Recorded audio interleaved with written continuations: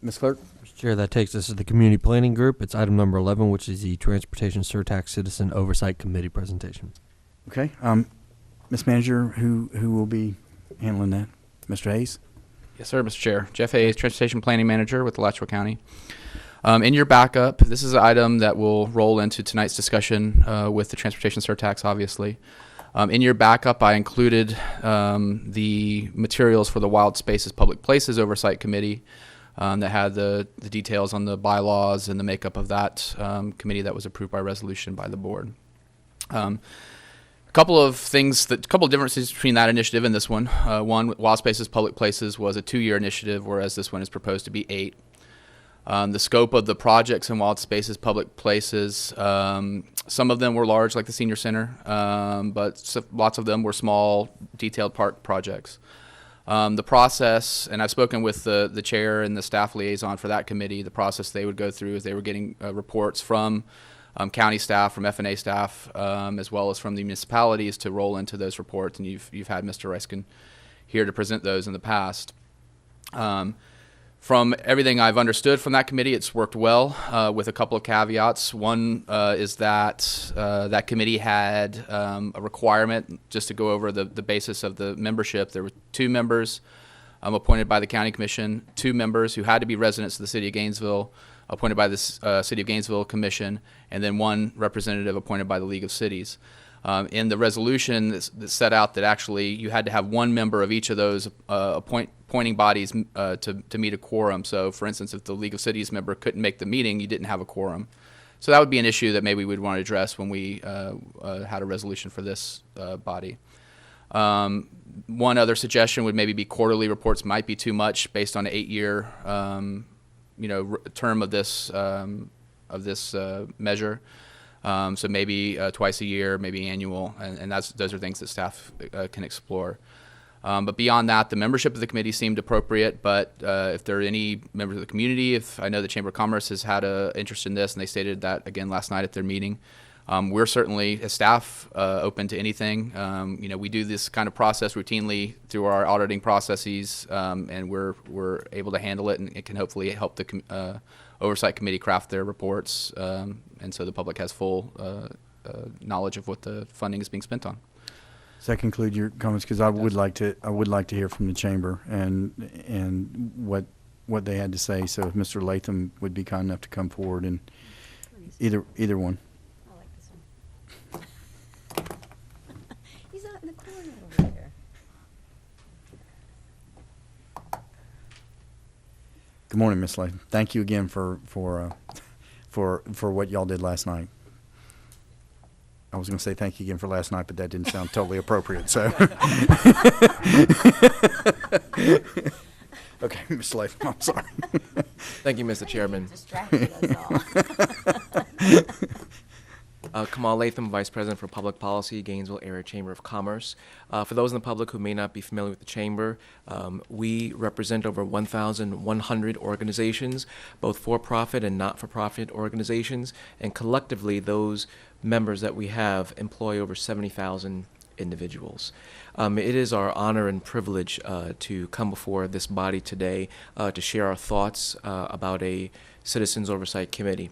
Before we get into that, we first would like to commend the County Commission and your leadership, Mr. Chairman, in actually moving forward and wanting to have a separate meeting today to really have a good discussion about a Citizens Oversight Committee.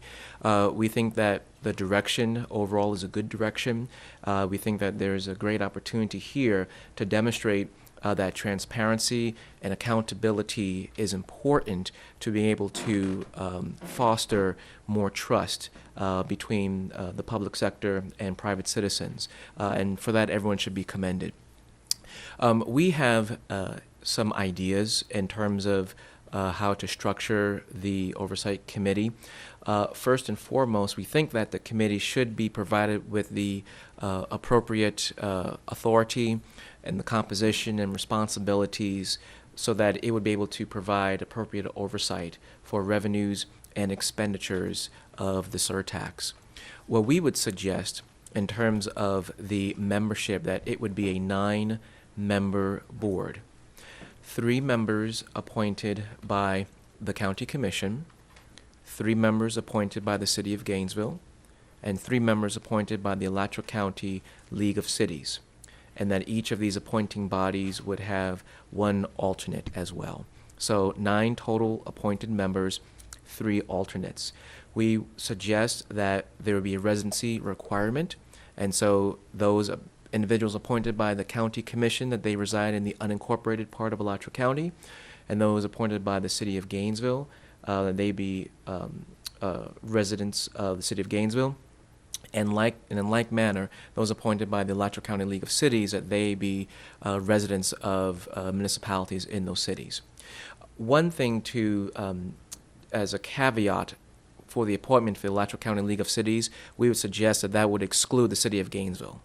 Since the city would have 3 direct appointments, we would suggest that the City of Gainesville will be excluded from the appointment process from the Alachua County League of Cities.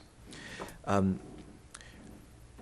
Chairman, we would also suggest that the appointees all be registered voters of Alachua County. Since you would need registered voters to put this measure on the ballot, it would be most appropriate that citizens who are providing oversight would also be registered voters. For eligibility, we did not specify specific criteria for the appointees, though that would certainly be worthwhile to consider criteria, but we did suggest that there would be certain categories for ineligibility.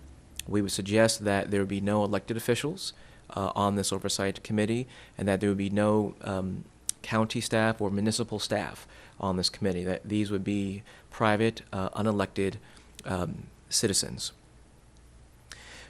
A key aspect that we also have in this, Mr. Chairman, is we would like to see the principle of supermajority to be incorporated into any efforts to alter the project lists. We suggest that for projects that are on the county's list, that it would require a supermajority of the county commission plus a supermajority of the Alachua County League of Cities to make any alterations.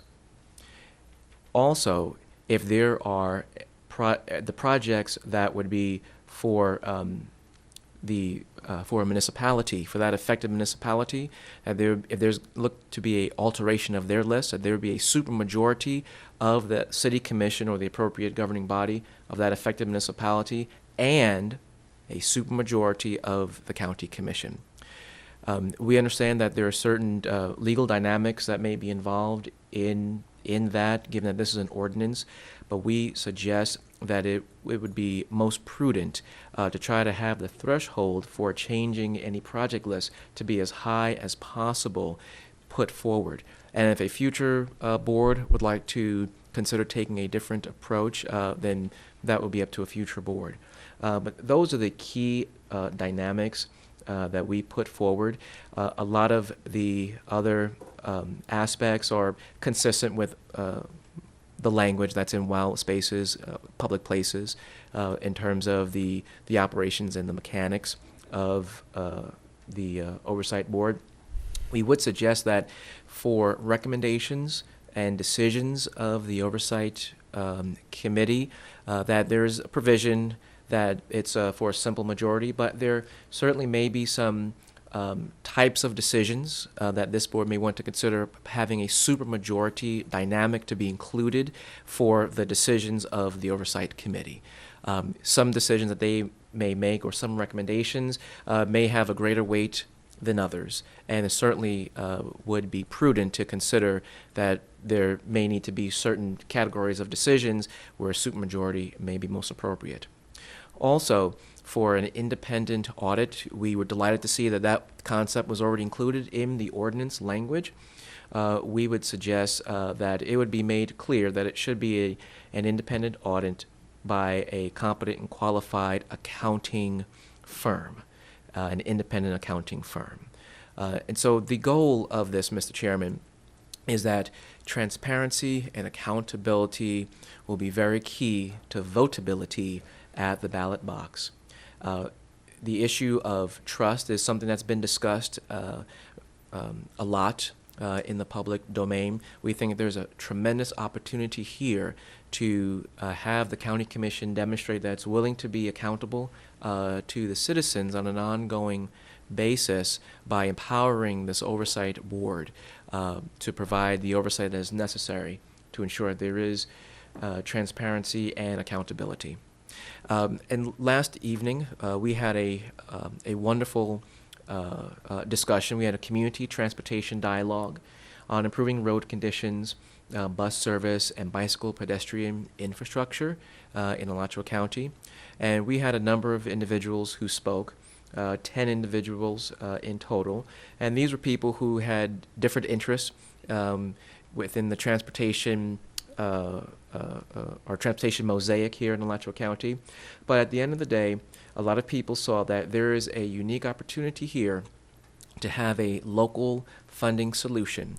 And one of the big messages is that we would not want to see any increase in property taxes to address any of our transportation needs. A sales surtax is clearly superior to a property tax.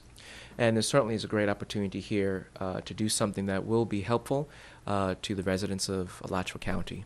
So we thank you for this opportunity, Mr. Chairman. And one final note is that we understand that this evening there will be a public hearing on the ordinance. What we respectfully suggest is that this board not take any votes this evening. That essentially it would be a listening session, a deliberation session, a dialogue session, but that the board would refrain from taking any votes this evening so that there could be as sufficient time as possible for consideration by the public and by maybe other organizations that would like to share some views about the Oversight Committee or other aspects of this ordinance, and to give the board an opportunity to kind of digest what could be maybe an extensive meeting this evening. So that is something that we would respectfully request that the board would consider not taking any vote this evening. Mr. Latham, based on our conversation last Tuesday, I don't think that that's possible. That's the one thing. We were given a timeline, and that timeline, you know, because we were having a discussion about transportation for seniors, and we were pretty much told, in fact, that we needed to do that by this week. So I don't know that we can do that, but certainly we can discuss all this about the oversight. And we've got a couple lights. Do you mind answering some questions? Yes, sir. Okay. I think Commissioner Baird and then Commissioner Byerly. And Mike, as soon as Susan's done, you can just start in. Thank you, Mr. Chair.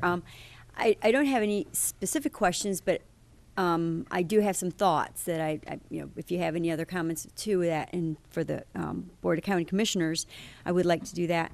I guess there's a number of different things that we're going to speak about, and there were two issues that you brought up for the chamber, and the first was the Oversight Committee composition and its role, et cetera, et cetera.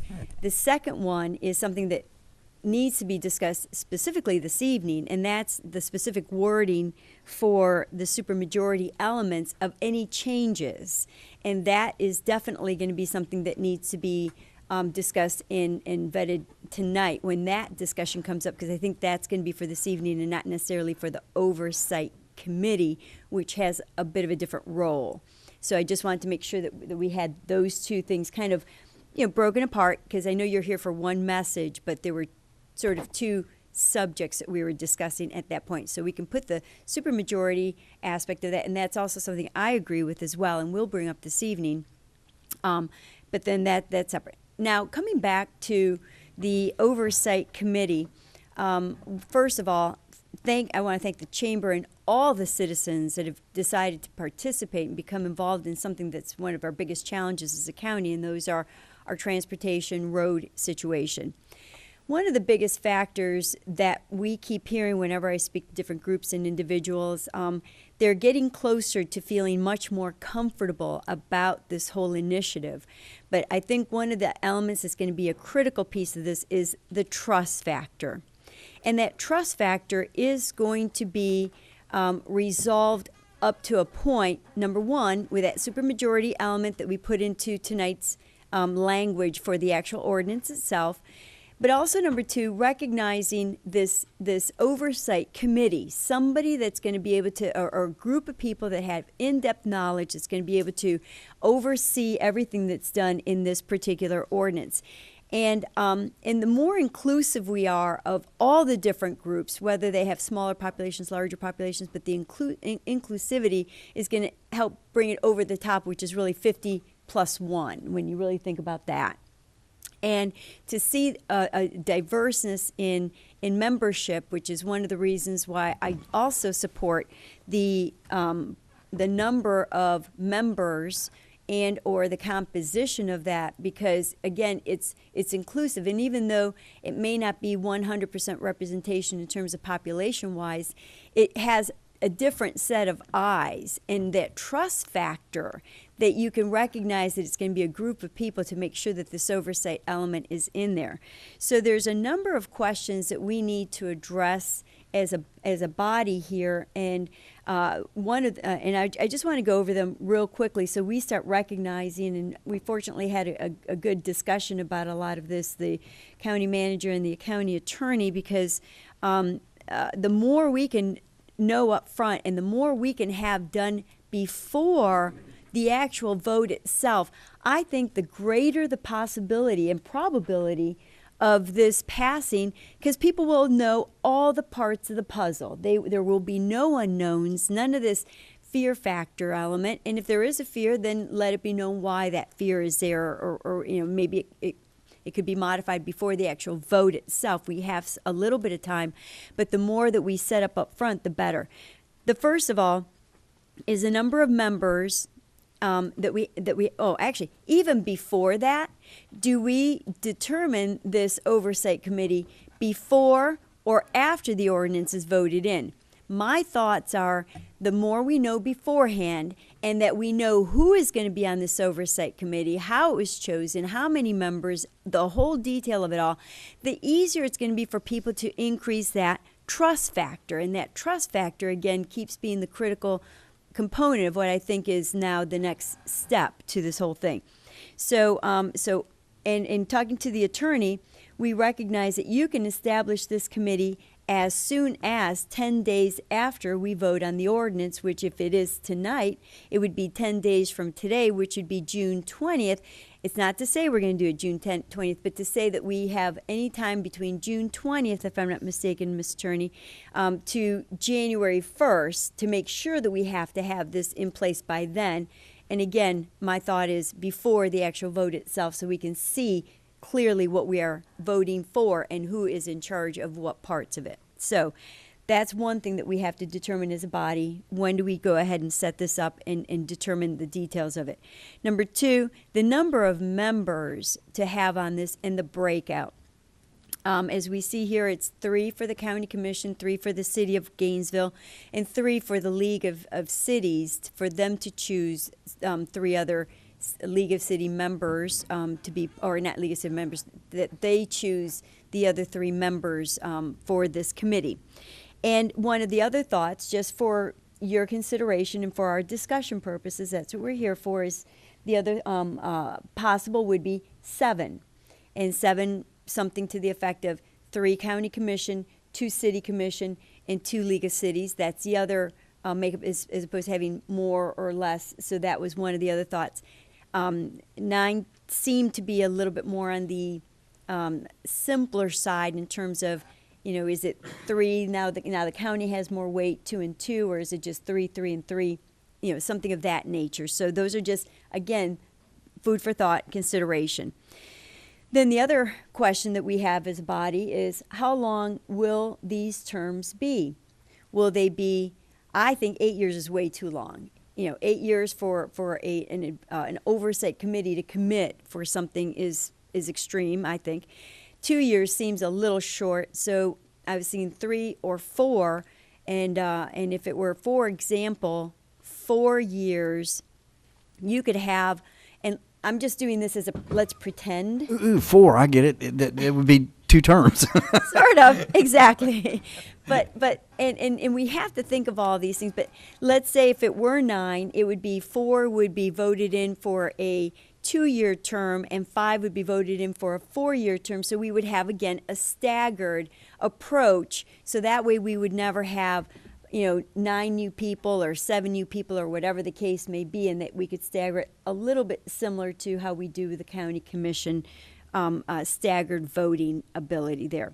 So that would be the length of term to determine what would that be. And if it's 3 years, would it be 3 members once every 3 years, kind of like the city of Gainesville does? So it'd be 1 year, we'd have to think about that to see how we would actually do that. And that's just details, but there's still details that have to be ironed out. It's not as crystal clear as to how to get that started. It would have to be 3 for 1 year, 3 for 2 year, and 3 for 3 year, and then go ahead and get that cycle going.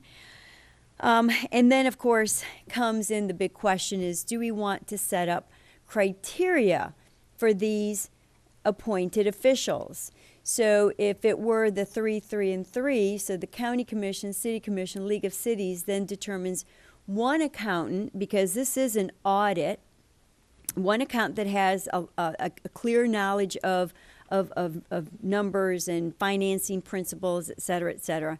2, a civil engineer. We're talking about a good portion of this being roads and recognizing that there's a lot of things that come up. So would one of those out of the 3 be a civil engineer? And then the 3rd, either someone at large, in other words, just any other citizen to go ahead and be the representation of just us-ish, or somebody, a licensed contractor or something like that. But I think the civil engineer would actually have a good knowledge base to be able to give. And then you'd have 3 civil engineers, 3 accountants on there, and 3 at large, if you look at that breakdown as to the composition of what this committee is going to look like. And then, of course, as in regard to how often would they meet, we are talking about somewhere in the ballpark of a third of $1 billion, 300. I think it's $300 million for the length of the 8-year. $240 million. So $250 million. I mean, that's a lot of money to be working with. One of the thoughts I think is, hey, meet once a month. Just even if you say, hey, we have nothing to say, this is all going wonderfully, let's get a little review. Meet once a month. A report every quarter, once every 3 months, a report, and an audit once a year for the 8-year in this term. So it's a lot of money, a lot of responsibility. Once a month to meet as a group, just to get an update, not a bad idea. Discuss if anything's come up. If nothing comes up, it's a short meeting. Once a quarter, one of those of the monthly meetings, once a quarter, it would be a status report as to what has been going on, what's been done, what started, etc. And then, of course, once a year, the annual audit. So that's where the number of meetings and how they would actually meet. Based on that, my recommendation or my suggestion or my thought, my opinion is once a month to meet, once a quarter for a staff report, and once a year for an annual report.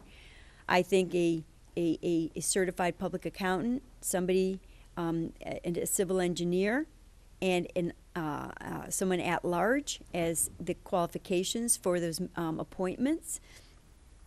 I think the 9, the 3, 3, and 3 is very clear, somewhat straightforward.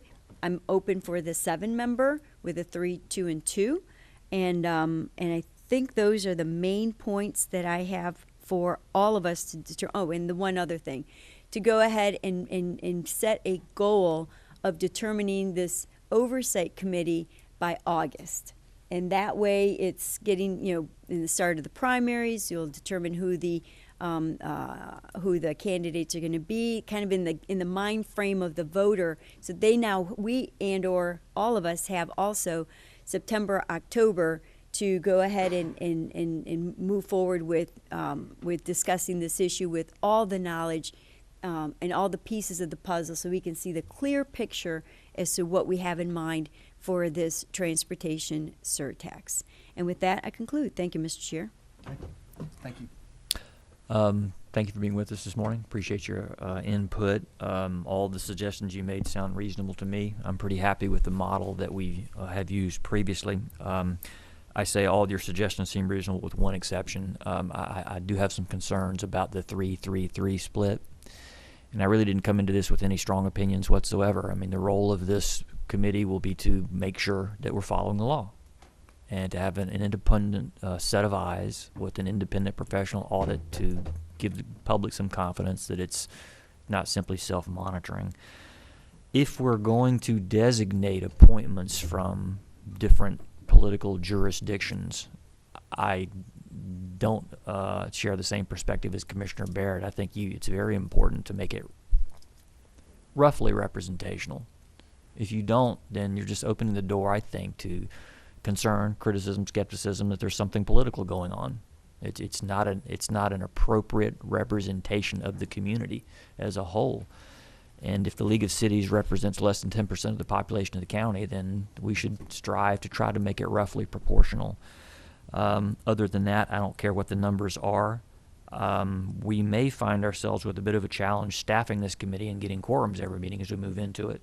It's going to be somewhat dry work with no policy-making role, and I hope we have no problems getting it filled as long as it's roughly proportional. I hope that's true. I hope I'm wrong about that. But if we're going to designate government entities, it should be roughly proportional. So 3-3 or 1, or the model that we had with Wild Places Public Spaces, which has not only appointment or 2, but also an alternate from each of the 3 entities you spelled out makes sense, just to make sure you're always going to have a quorum. I don't believe we should be designating any kind of criteria for the citizens who want to apply. We have a wide diversity of people in the community with a lot of interest. They're all going to be paying this tax. All of them travel the roads, and I don't want to preclude anyone from being able to serve on this committee. I don't know how we would begin specifying what professional credentials would be necessary. Again, the role of this committee is to make sure we're following the law. So if we were going to designate anyone, it would probably be lawyers, but I don't want to do that either. So they should just be citizens. So that's kind of how I feel about that. I think we should probably let the committee decide how often to meet.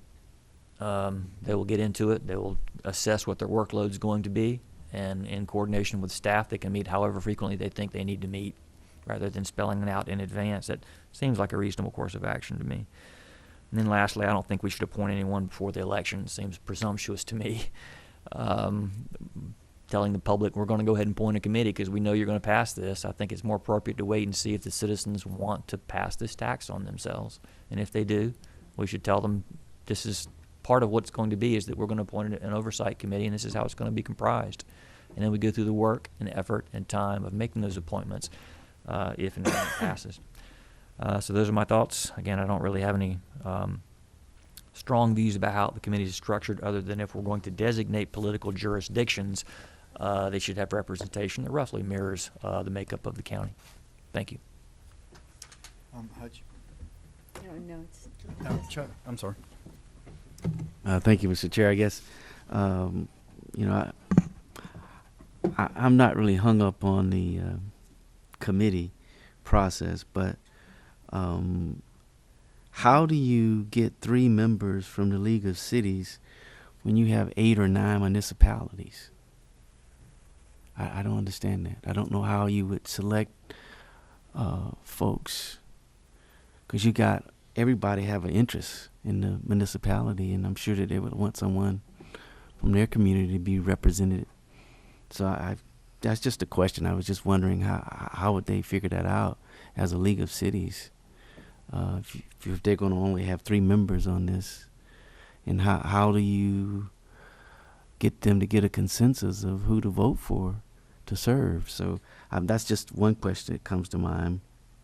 I guess my question to staff is, in terms of Wild Spaces, how did that committee work And what processes would you recommend to be different? It seemed that it worked well. I haven't heard much that it didn't, so I'm assuming that it did work well, except for I heard earlier about an alternate or something like that, or something like that. But I'm just wondering, why would we do something totally different? I know it was two different initiatives, but why would we do a different committee type structure? Mr. Chair, staff doesn't have a big perspective on things like the membership or, I've heard, the only thing I did hear from the chair was that they had one League of Cities member and they did have an alternate, but apparently they had trouble sometimes getting them at the meeting, and then they didn't have quorum to take action. So that was the only thing I heard from the chair of that committee, and since that has been operating for actually 6 years now, because it started in 2008, 2009. And there's still some monies to be spent, so they're finishing up that work. But that's the only thing I heard from that committee in terms of. But if the chamber has certain requirements, I think the one big issue that was brought up this morning that we hadn't discussed yet, and if I misunderstood Mr. Latham, I hope he would correct me, is that we had. The role of the oversight committee, as it is in wild spaces, public places, is to look at the financials. Right. Okay. The project lists were approved by interlocal and approved by the municipalities and by the county. I think from what I heard from Mr. Latham was that the oversight committee would have a role in changes to the project list, and our ordinance set up as it stands this afternoon doesn't have that in there. So that would be a big point of discussion. We have the jurisdictions being. Mr. Chair, To the county. I'm sorry, I didn't. Did you just say that Mr. Latham recommended that the oversight committee have a role in the project list? I think that's what I heard in terms of changes to the project list down the line. So if I'm It'd be a mistaken, then supermajority. No. Yeah, he did. That was a different discussion Okay. about the ordinance. well, I'll let him clear it up. But just that would be different if that's the case. So what we've thought I- discussed so I far thought is just talking about financials. I thought I understood him to say that they recommended, separate from the advisory committee, that a supermajority be required to change Yes. projects, Yes. but not that the oversight committee be given the authority through any kind of representation to do anything with the project list. That's not their role here. But please correct me if I'm wrong, Mr. Latham. I don't want to put words in your mouth. For changes to the project list, what we are proposing is that there would be a supermajority of the entity that has the list. And so if it's a county list, it would be a supermajority of the county commission and supermajority of the Alachua County League of Cities. If it is a municipalities list, it should be a supermajority of that city commission or the appropriate governing body of that municipality and a supermajority of the Alachua County Commission. Now, one thing that is worth a discussion, and we're not attorneys, but in terms of the role and the responsibilities and the authority of the Oversight Committee, we're looking at the Oversight Committee as providing oversight over the entire picture. Obviously, there are certain things that are reserved as the sovereign authority of the county commission and of the elected bodies, and there has to be clarity there. But we are seeing that for the overall initiative to be seen as transparent and accountable as possible, there should be an effective citizens oversight committee. Now, we don't know exactly where the water's edge is on what is the role of the elected officials on certain things, perhaps, and then what would be the role of the oversight committee. But overall, to the extent that the oversight committee can provide the transparency and accountability that would provide engender trust in the voters that this initiative is worthwhile, then that would be something that would be good to do. Okay, thank you. Mr. Chair, I guess I still had the floor. I hope I did. You do. So I guess my question, I go back to it again, that the structure we had with wild spaces was a good process. I'm assuming that's what staff is saying, except for some minor tweaks to it. Mr. Chair, it was a good process. It's a process we had experience with, but I think going forward in this initiative, just to be frank, the chamber is going to be an important partner, and if they have a a recommendation on membership that seems to have minimal impact on staff and our resources. Just as long as we can fill the committee. I mean, sometimes we have issues with that, filling these committees and having members on board, because it's not that, sounds a lot of fun right now while we're talking about it. When they're sitting in the meetings looking at the balance sheets, it's really not that interesting to do, but you have to have people who are really invested in public service to take on those responsibilities. So I'd have no issue with some of the things they've said, the membership and some of the issues, Commissioner Byerly, that makes sense as well. So from a staff perspective, it worked well, but we deal with committees that are this size. We deal with committees that have more membership, so we can do it in any way. I just wanted to be sure, from what I heard from Mr. Latham, because one issue that we have right now with the change to the counties list, we don't have a League of Cities, and so I don't know if maybe the oversight's the League of Cities is not involved in that as we have it currently drafted. So that would in some ways be different from what I heard this morning. So I guess, Mr. Chair, I do have issue with making a advisory committee to have more authority than the county commission. I think that I have some issues with that. I think that the buck stops here with the county commission. We put it on the ballot. We should be responsible for any changes that are made in terms of a supermajority vote. Not the committee. The committee should just be there to make sure that the dollars are being spent the way they say they would be spent. And if that list is revised by a supermajority of the municipalities, then I feel that the county commission should vote on that change also. And it should be just an advisory committee job to make sure that those changes did take place and that the money was spent the way it was supposed to be spent. But I have some issues with making an advisory board have more authority than the county commission. Mr. Chair, I could suggest one thing that comes to mind, and that is, it's very often, and this would be an expansion of the powers of the Oversight Committee that we hadn't, that Wild Spaces, Public Places didn't have, but this committee could have, is like a lot of our advisory boards, if there was a proposal to change the project list through the process that we have, that could go to that advisory board for a discussion and a recommendation to the county commission and if the applicable city commission if there was one. So that would be, and that's a way, your planning commission works. We see that quite often in some of our processes. So, Mr. Chair, I'd like to. This is my final comment, I guess. I've been talking with some people in the community, and they feel that this is an important issue. But some of the citizens I've talked to said they don't want any changes. If the priority list is done, they want the priority list to stay like that. They don't want any changes or anything because if you give the opportunity to change the priority list, you're sort of backing out on your word to the public, but these are the projects that the small municipalities want, the county wants, the city of Gainesville wants. But when you give that opportunity for folks to have the opportunity to change that list, it creates a problem with that trust factor again. And folks in the community feel that I have talked to, I can't speak for others, I can only speak for the folks I've talked to. They just feel that there's go government again doing what they want to do. They said that they would not change the priority list, but then they wiggle it and put words in there that gave them the opportunity to change it. And that's some of the things I'm hearing in the community, that folks really have some issues and really not sure how they're going to vote on this issue. But they just wanted to be assured that it would be very difficult for folks to change that priority list. And I think that the attorney has tried to do that. I think she stated that. But there's still some wiggle room in there to do that. So that's the only thing I've heard from folks in the community that has some issues with it.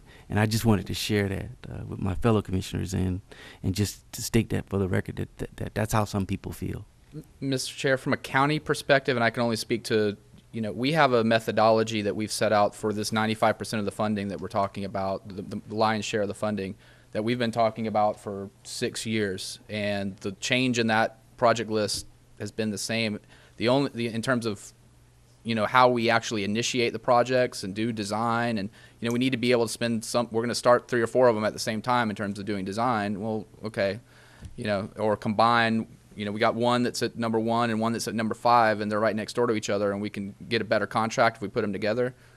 It's probably going to, that's the kind of priority, play that staff is asking for and able to do our jobs to get the best bang for our buck for the taxpayers. So I only say that so that when you're having those conversations, you know that where staff's coming from.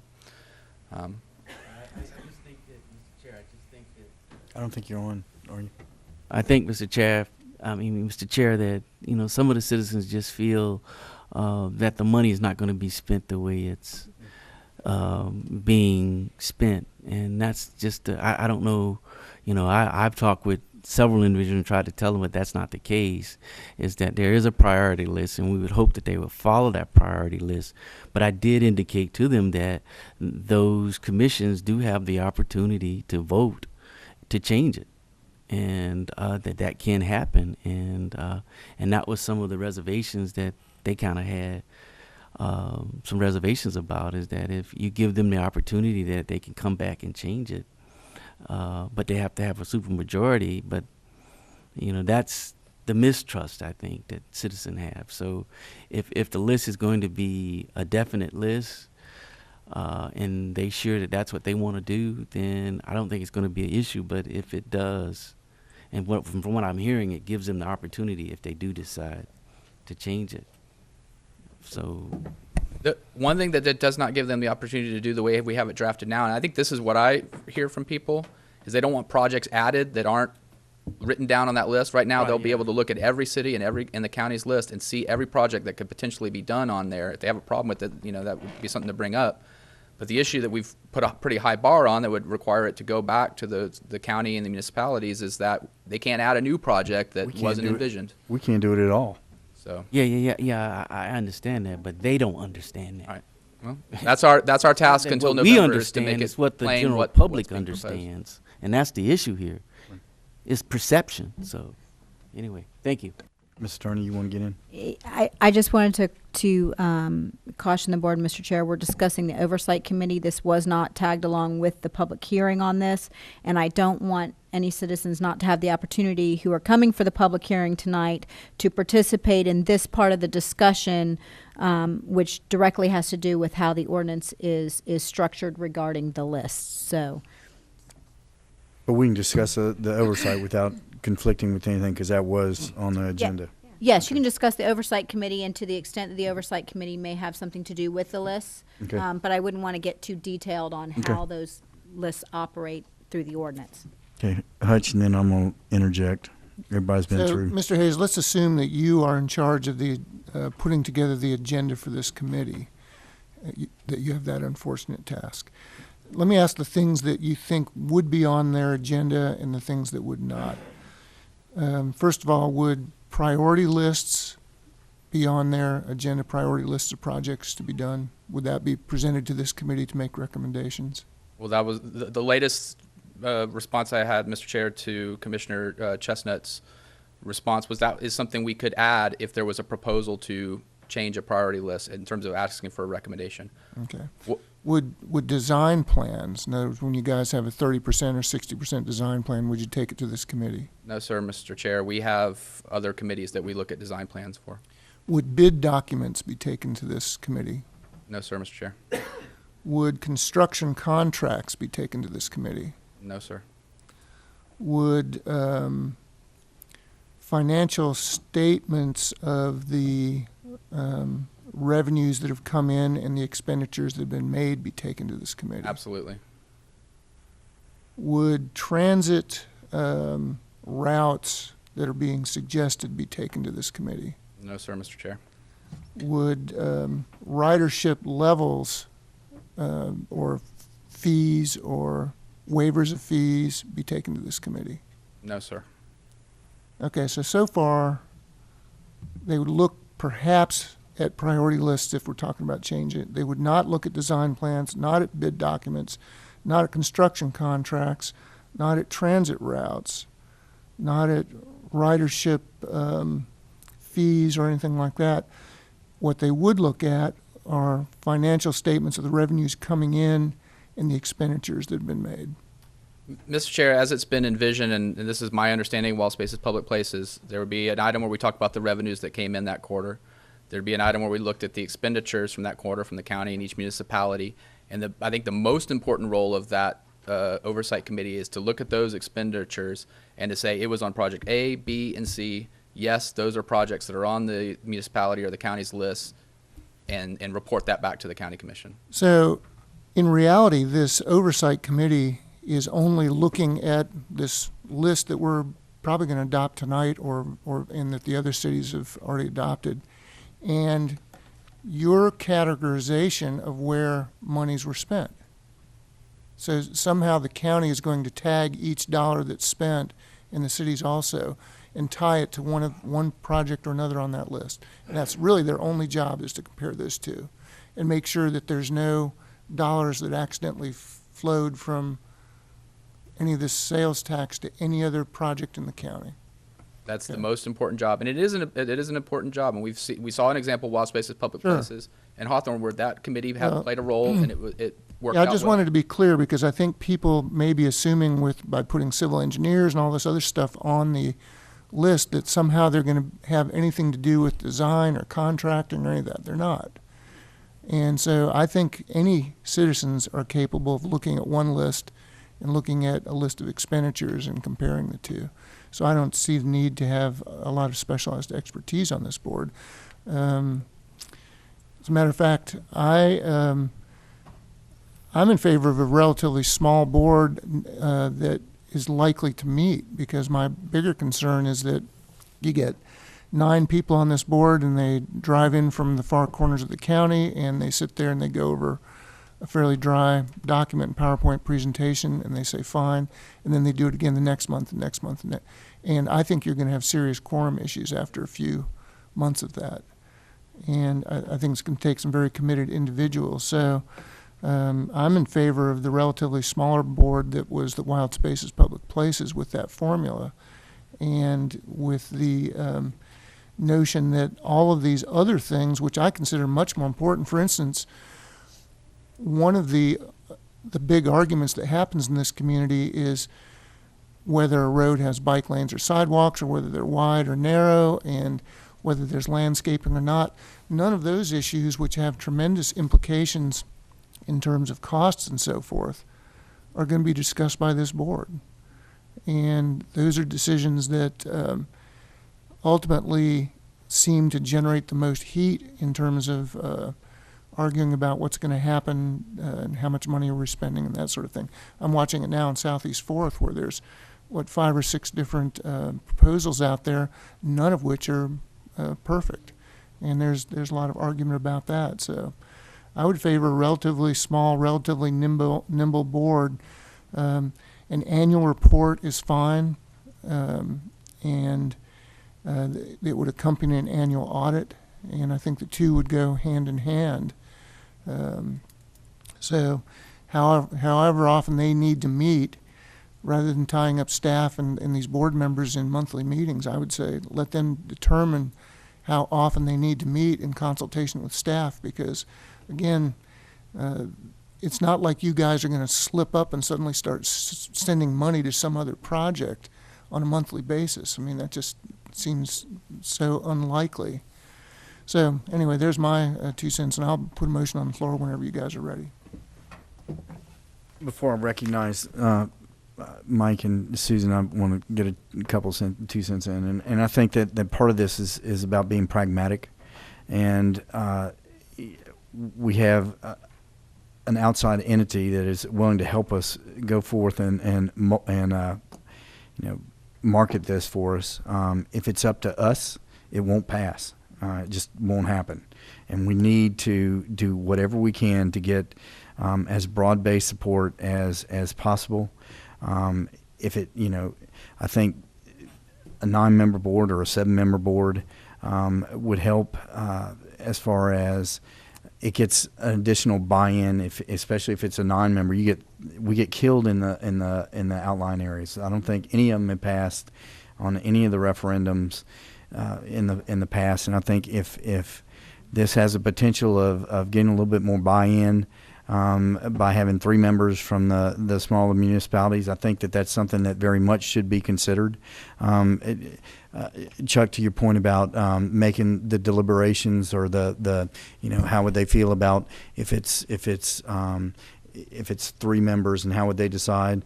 I would say that's a better situation than if it's just one person with five people in there, because there's 2, and 1, and so only one person. So at least potentially it gives them a little bit more opportunity to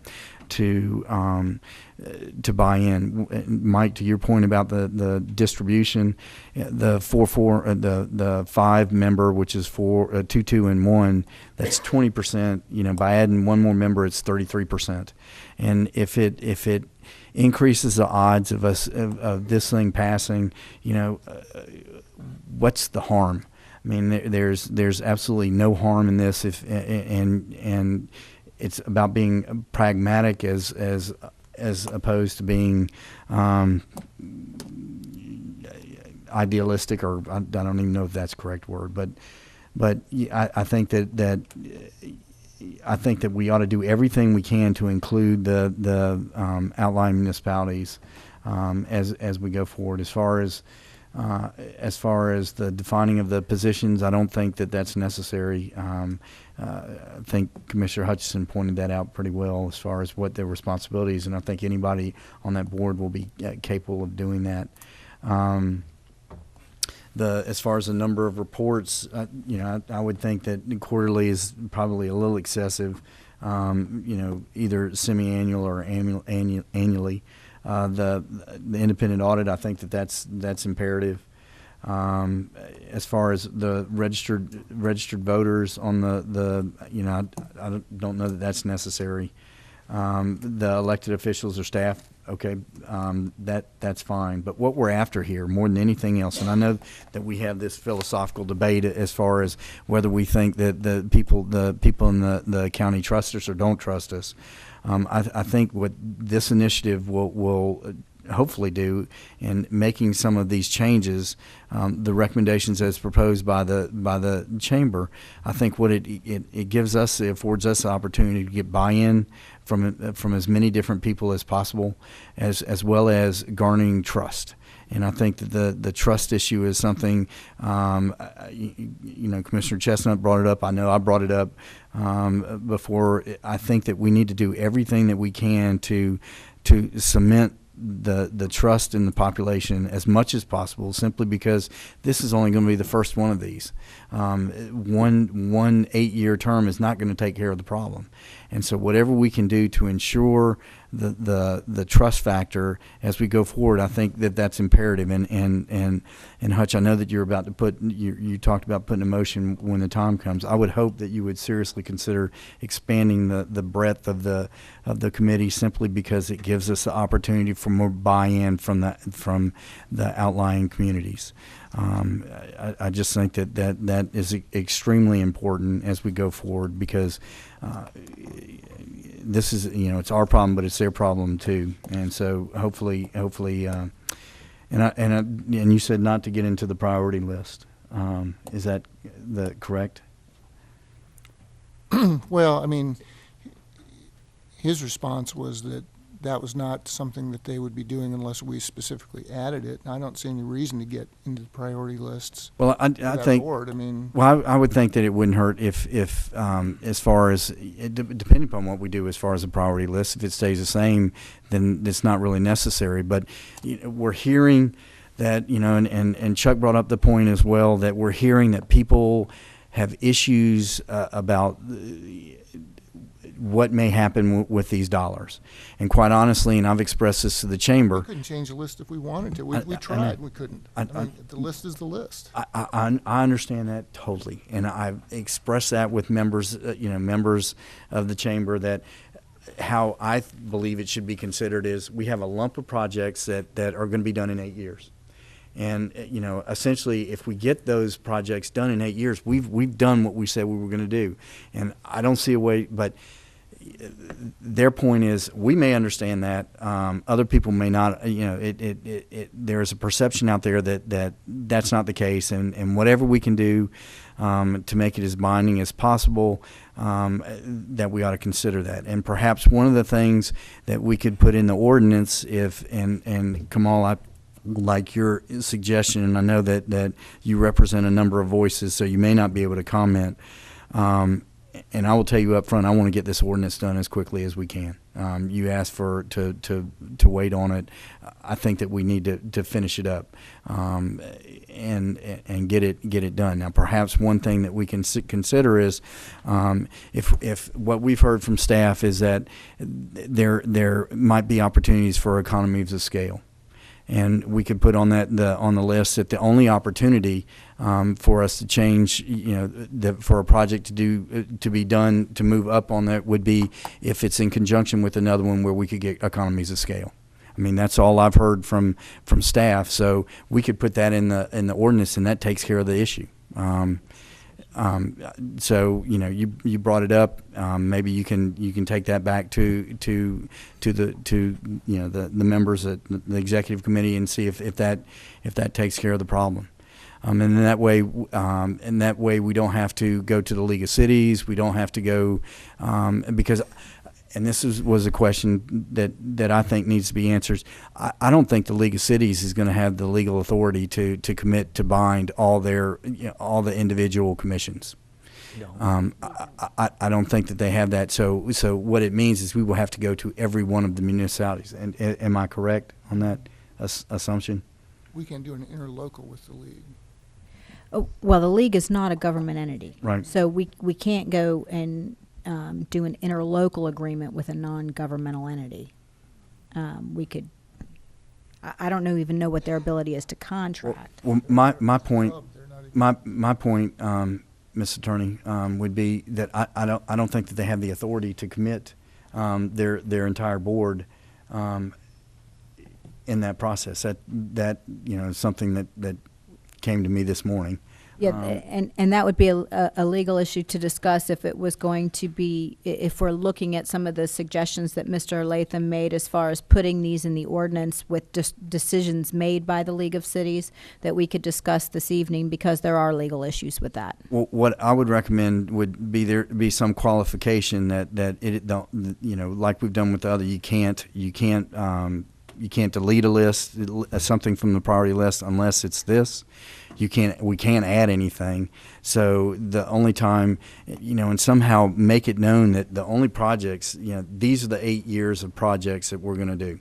And the only way, and we can go back to numbering them, which is fine with me, as long as it says the only time, perhaps the only time that there can be movement on that list is if the taxpayers would get a better deal.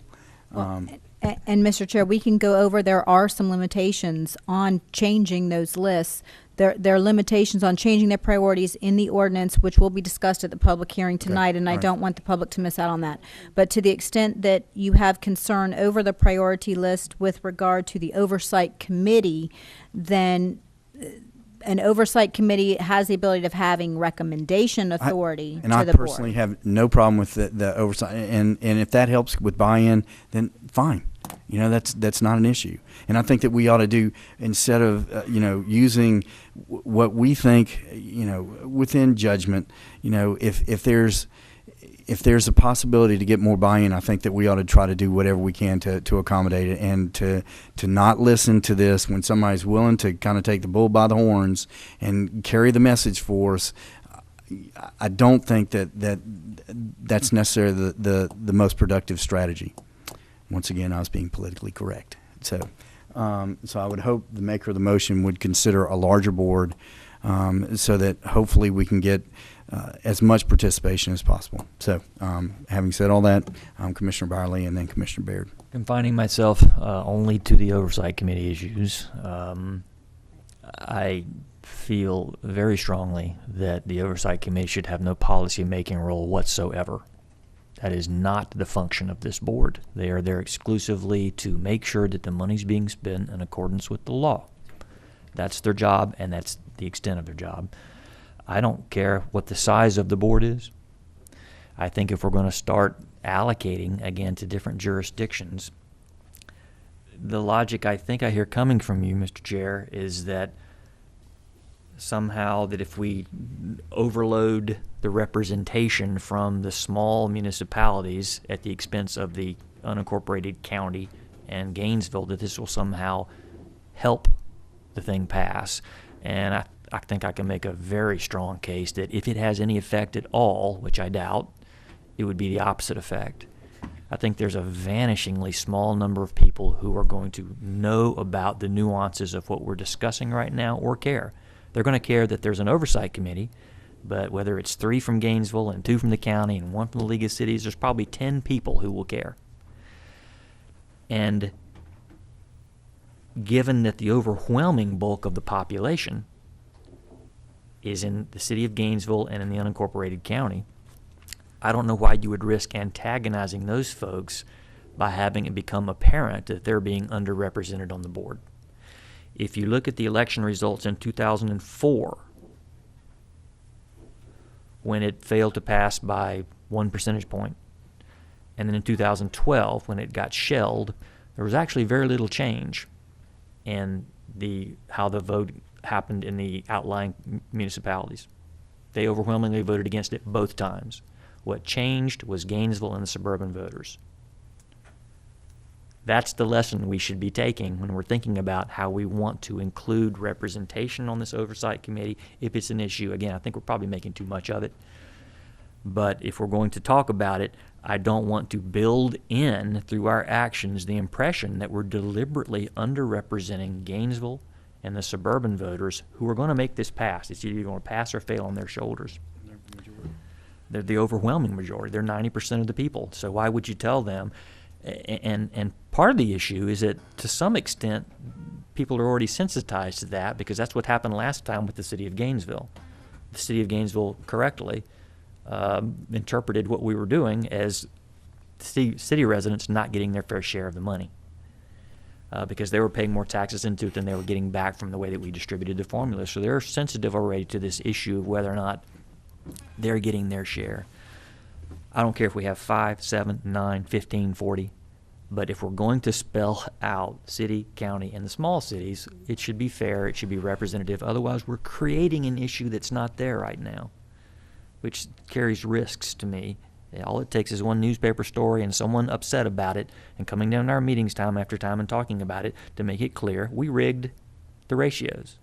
We don't, well, by any reasonable reading of it, that's what you're doing. If you're spelling out, here's the city, that's half. Here's the county, that's the other half. Minus 5% on each one, you've got about 10%, less than 10% for the cities. But rather than break it out that way with representation, the way we do in democracies and every other instance, we're going to change the numbers. That's just, people will ask why, and rightly so. So again, those are the only things I really care about, is that we don't set up a situation where it looks like we're stacking things, and that there should be no policy making. Other than that, I'm okay with anything that gets put on the floor. An annual report and an annual audit seems reasonable to me for the work that's going to be done. I'll say it again, and Commissioner Hutchinson said it too. I think we may have a challenge getting people to keep coming to these year after year after year when they realize what the workload is going to be. So we might want a relatively large board, but with a small quorum requirement. So let me ask the attorney, I mean, is there anything restricting or guiding how we set a quorum? Quorum just should be at least a simple majority of the board. And it has to be at least that. Yeah. As long as you don't make one requirement of like what the Wild Places Special Spaces has, it has to have that one person there or it's no quorum. That was Yeah, the problem. that's problematic. So if there has to be a Simple majority. If there has to be a simple majority, then that kind of argues in favor of a smaller board. No, of a larger board. I did the numbers. And I'll show you. I'll show you. Okay, I'm reading it differently than you. I think you're going to have a relatively small number of people who really care about crunching these numbers enough to come meeting after meeting after meeting for years, and we need to identify those people, and it's not going to be a large group, I think. Anyway, I'm done. Thank you. Commissioner Beard. Thank you, Ms. Chair. And, you know, I really do like healthy discussions. I think that it's the greatest thing that we could have. And I'm sorry if some of y'all are getting bored, but I like listening to all the different information because it helps us look at the different point of views and evaluate. And that's one good thing about having a good, healthy group that's interested. And I appreciate all this discussion. One of the things that I keep hearing, and you know, this overwhelming voted down in 2012, one of the reasons is that it was 15 years. 15 years with a lot of mistrust, a lot of misinformation, a lot of all these different things. So the trust factor was really quite low. And so now that we've got this underway with 8 years, and we're finally getting to the point that say, now let us earn your trust.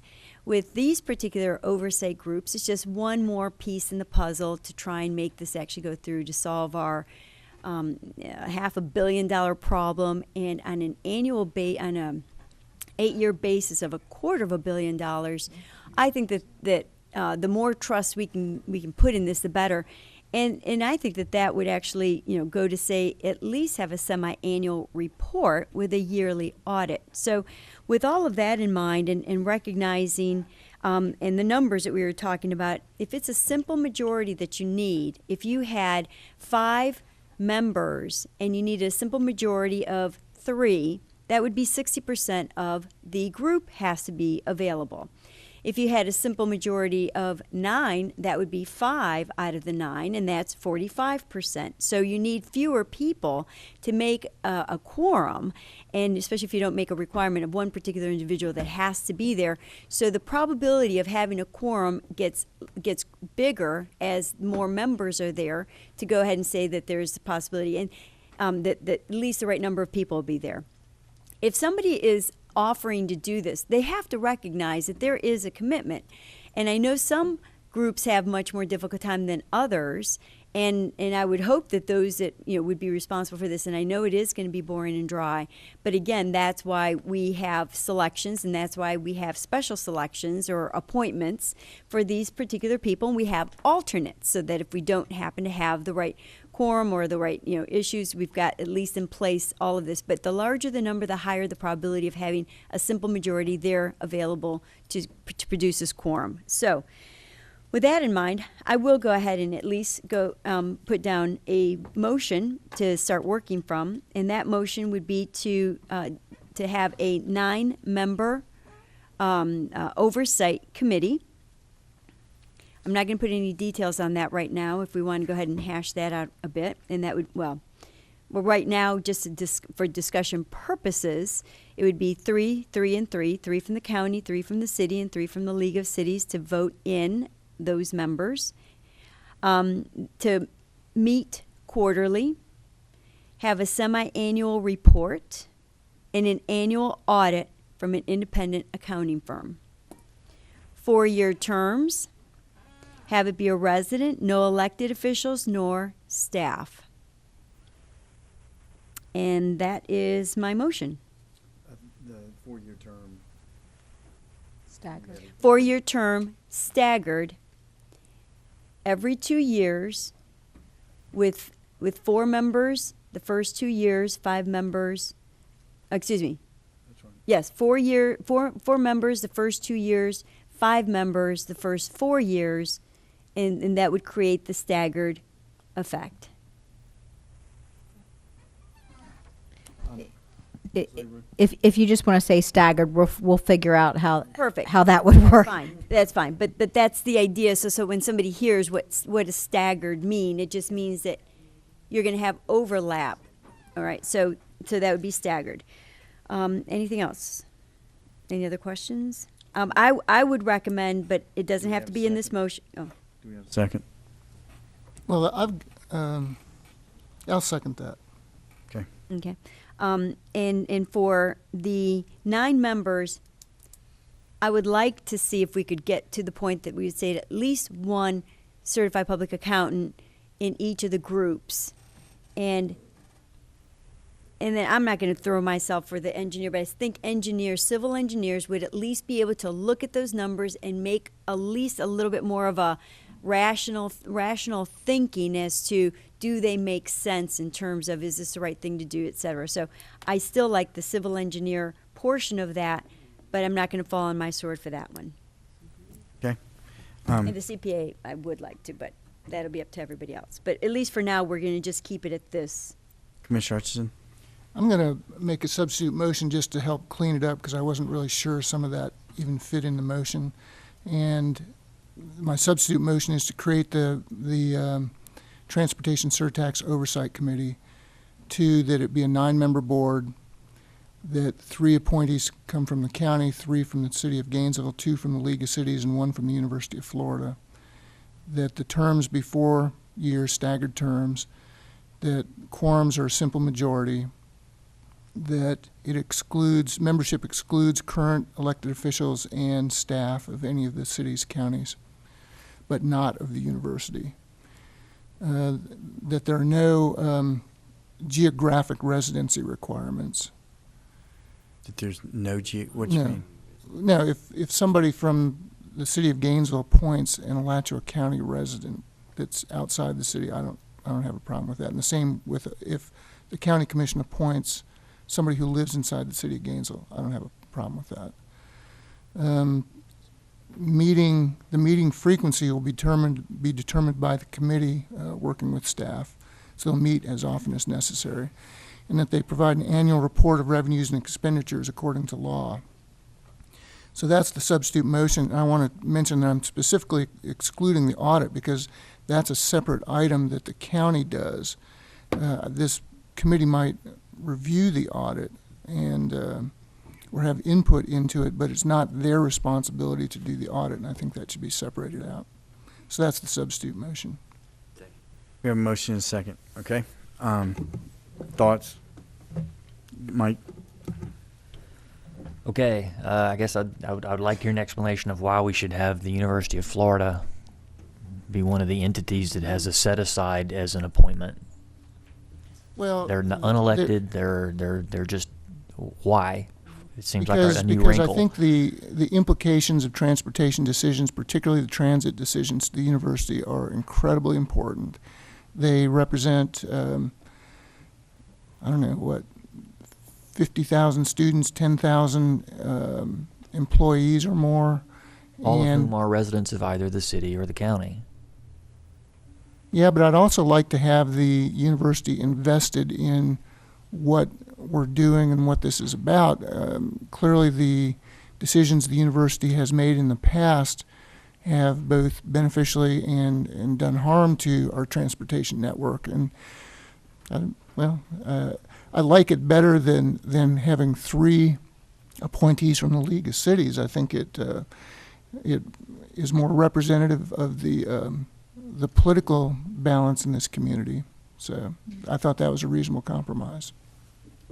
Okay. If I have the floor, I'd like to offer a substitute to substitute. I mean, you can have 2 substitute. Okay. And I'm okay with everything Hutch said, except that I think the appointment should be 3 from the city, 3 from the county, and 1 from the League of Cities, because that represents the demographic makeup of the county more accurately.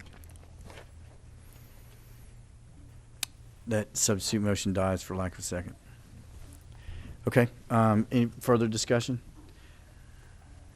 Well, Did the first substitute get a second? Yes. from Chuck. Commissioner Chestnut. How's that going to, by the way, just if I may, how's that going to work with University of Florida making an appointment? What is? Well, I think it would be given to the president of the University of Florida to appoint somebody. It'd be the president or his designee, is the way I would put it. Okay. The only concern I have and may ask for it to be singled out would be that I think that there should be a residency requirement. I think just, we're obviously with the county, I guess, any member of the county is in the county, but I think that for the objective is to get representation for what those projects are for your area. And so I think residency requirement is not unreasonable. So if as we go through, I may ask for that one to be split out. So Mike, is that a new light? Yeah, I'm still wrestling with the University of Florida thing, but Well, I'm waiting to hear from the public on that one. I'd like to say something first. The not the University of Florida part, but the residency part. Are we saying that the city of Gainesville can only, Lee, or is what you're saying, that the city of Gainesville can only appoint people who live within the city? Yeah. Yes. Then are you also saying that the county can only appoint people who are in the unincorporated county? Right. And the League of Cities can only appoint citizens who live inside their municipal boundaries? Correct. Okay. That way that they're representing the people that their portion of the money, And the University of Florida representative can live anywhere? I would assume. But didn't. I think that the University of Florida question needs a little bit more discussion. So, and that's a new wrinkle. So, Okay. Commissioner Chestnut. Thank you, Mr. Chair. I guess my comment was earlier about the three from the League of Cities is in terms of if there are 9 municipalities, and I understood your comments, but the issue is still what the issue just now is just stated is the same issue. So the same issue is how do you get buy-in and making sure that one city is not loaded with those 3 members, or if, say for instance, the city of Alachua has 2 members and the city of Newberry has 1 from their municipality, as if we went with the 3 members from the League of Cities. I mean, Do you want me to respond? I'm just trying to figure out logically, how do you get buy-in from those folks when you have 9 municipalities which think that they should have at least somebody involved in the process? And I'm just saying we're making it complicated, I think, instead of making it simple. But I'll tell you, if I was one of the small municipalities and the League of Cities have to make appointments, I'm doggone sure going to make sure there's somebody from my area that I represent that sits on there. And so that was the issue that I brought it up in terms of just thinking about it. I mean, the simple majority rules here, so it doesn't matter. You voted up or you voted down. But I'm just thinking about the logic of it. How do you convince those other 9 municipalities that they do have buy-in? But if you have 2 citizens from Newberry or 2 citizens from Alachua or 2 citizens from High Springs, and then you have 1 citizen from somewhere else, I just don't know how the balance is there. That's just my thinking. I just see that it causes some issues of concern. So that's just my line of thinking, and what you guys have just stated here is the same issue, really. So, I'll shut up and be willing to listen to the citizens and vote. Thank you. Okay. No more lights. So I want to open up.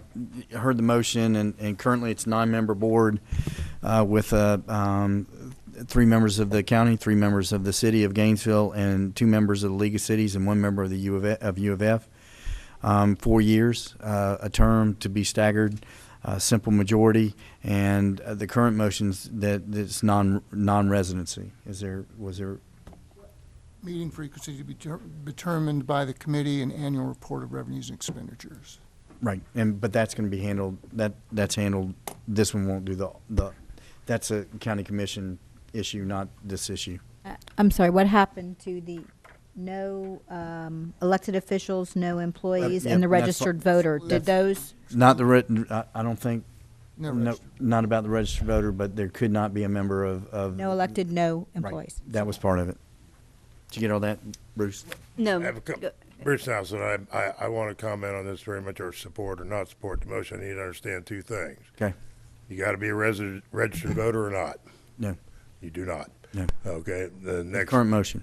The current motion. Right. All right, and the split on it would be that the county's appointees would live within the unincorporated area. The current motion is to have no residency requirements, but I will tell you that I will make that a separate thing. I'm Bruce Nelson. I'd like to comment on the motion. I disagree with the motion. I think you all, for at least 45 minutes now, exhibited exactly why the public don't trust you. I've watched you sit there and jockey for political high ground back and forth for 45 minutes. That's what's worrying them. You, I know, are limited by the Sunshine Law, but you should have been in these breakout groups in that meeting last night that the chamber so put on for us. You should go to Hitchcock's in Archer, or Newberry, or Publix in Jonesville, and I know people, and when they ask questions, you should listen to them.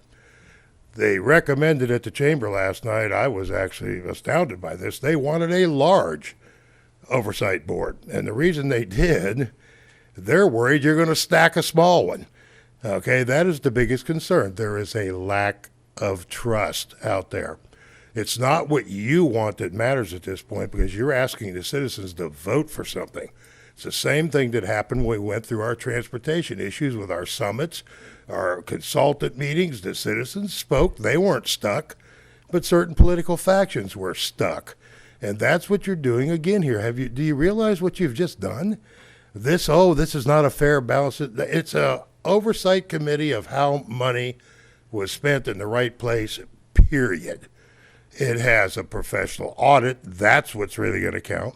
And I assume there'll be some staff provided to make sure the numbers are understandable to lay citizens. We don't need any civil engineers. There should be no requirements in that aspect. Just people willing to serve their community, take a look at this, listen to their advisory staff and their audit at the end of the year, and make sure you're spending the money where you said you would. Actually, the purpose of the committee is kind of ridiculous in my mind, with the exception of one thing. The people want it because they don't trust you, and they want it to be larger. They don't want for the city of Gainesville to say, okay, our people live within the county, so we got 3-4 people. And so that's where the issue lies. It's the same thing you keep going back to, trust. And as far as the University of Florida, they are not a governmental body. And anybody that wants to participate from the University of Florida can simply ask to be appointed by the city of Gainesville, where the University of Florida lies. So that's just some of the things I disagree with. But, if you keep this up, you don't realize how fragile this is out there. And, Mr. Chair, your statements that you've got an entity willing to take the lead that did not last time, which perplexed me because I was crying out for some support in these community presentations. I needed it so badly to get facts out. And the chamber, although they didn't stand totally silent, they didn't get aggressive. They weren't ready yet. The business community just didn't know what to do. This time they're doing that. And so whether you want 5, it doesn't matter to me. The breakout groups and the people that participated that are not stuck want it to be a bigger advisory committee. And they want it split across the county. And the League of Cities can simply let anybody that wants to apply from any of the outlying municipalities can do so, and then they can vote. It's that simple. But no, I don't agree with this motion at all. And you need to stop your political posturing, or this is going to fall on its face. Okay, Bruce, Mr. Nelson, what specifically you say you object? So you object to the trying to limit the size because the people said they want a big advisory board. Okay, but nine would be wonderful. And the issue that you have is the University of Florida. University of Florida is in the city of Gainesville. Let them get a representative there. Now the rest of it, I believe people should be registered voters, because if you don't vote, you really should not have a say much in this tax if you don't care to participate. There's nothing I hate worse than an apathetic voter or a non-voter or a non-registered voter that's eligible to register. And so it should be voters.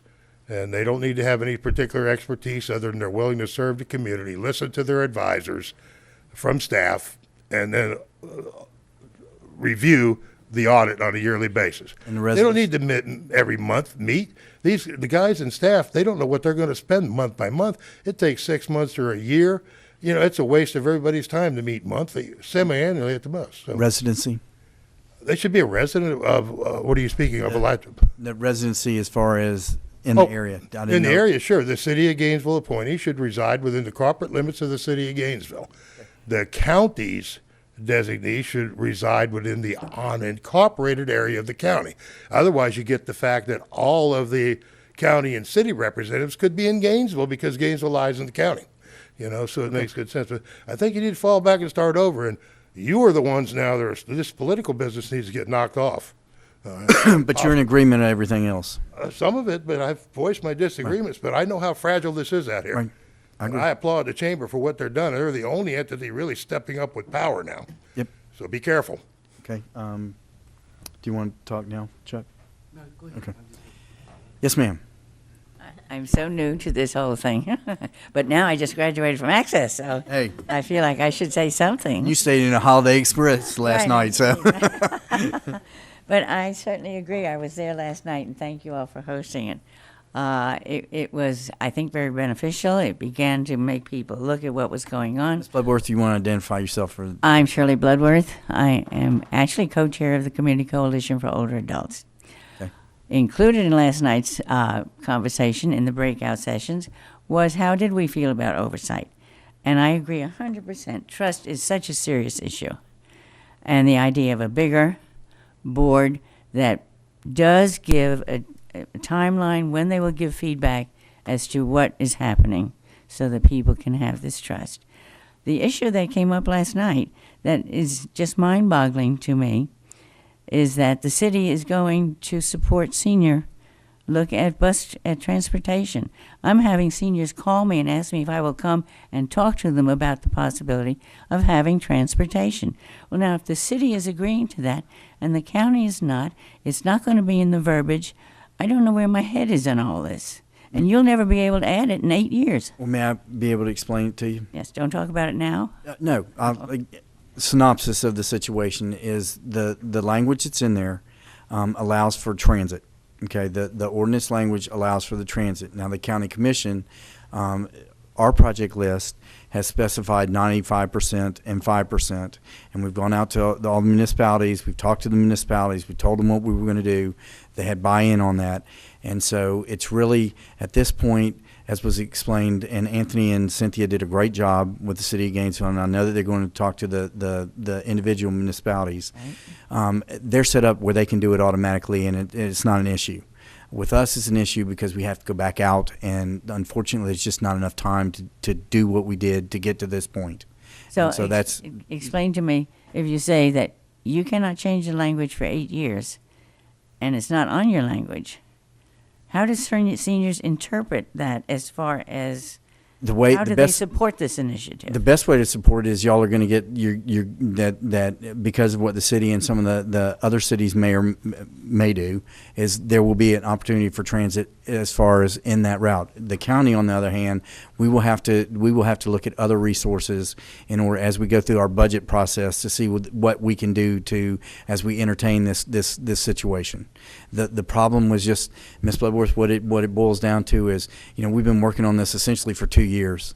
And then, a week beforehand, unfortunately, this came up, and I can tell you, seniors are pouring in here in 8 years if you don't address it. Right, and I'm not saying that we're Wow. not addressing it. We just may have to use other resources in order to do something as far as the county is concerned, which I So didn't you're hear. saying that we should promote seniors promoting this thing because you are eventually going to do something? Well, you should. I would think you should because you're going to get something from it as it stands right now with in the current scenario. Well, I don't want to make it seem like only seniors want the buses and everything. All of this stuff about roads is very good for everybody, Right. including seniors. And Right. we realize the pie is limited, but we do not want you to commit to not adding anything and having a hidden idea that we'll do it in some other fashion, which is the trust issue. Well, and once again, Ms. Bloodworth, it just boils down to timing. And apparently I'm not doing a very good job of communicating because you're not understanding. I'm not exactly hearing what you're saying because it's double speak. No, there's no double speak in there. We've been talking about this for 2 years. Well, we have not And- been hearing about it for well- 2 years, and we suddenly are hearing Okay, about it. all right, okay. So I wonder how you'll overcome this, not being able to change it, and 8 years passing, and more seniors are here, and you wonder what you should have done. Is my Okay. comment. Thank you very much. Anyone else?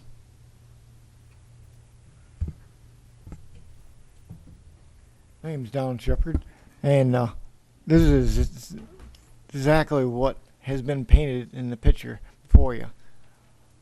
This lady here come to you from the Senior Citizens Board. This gentleman here who has brought to your attention the negligence of not paying attention to what the people are saying. I brought this up in the city commission meeting. Now I'm hearing it in the county.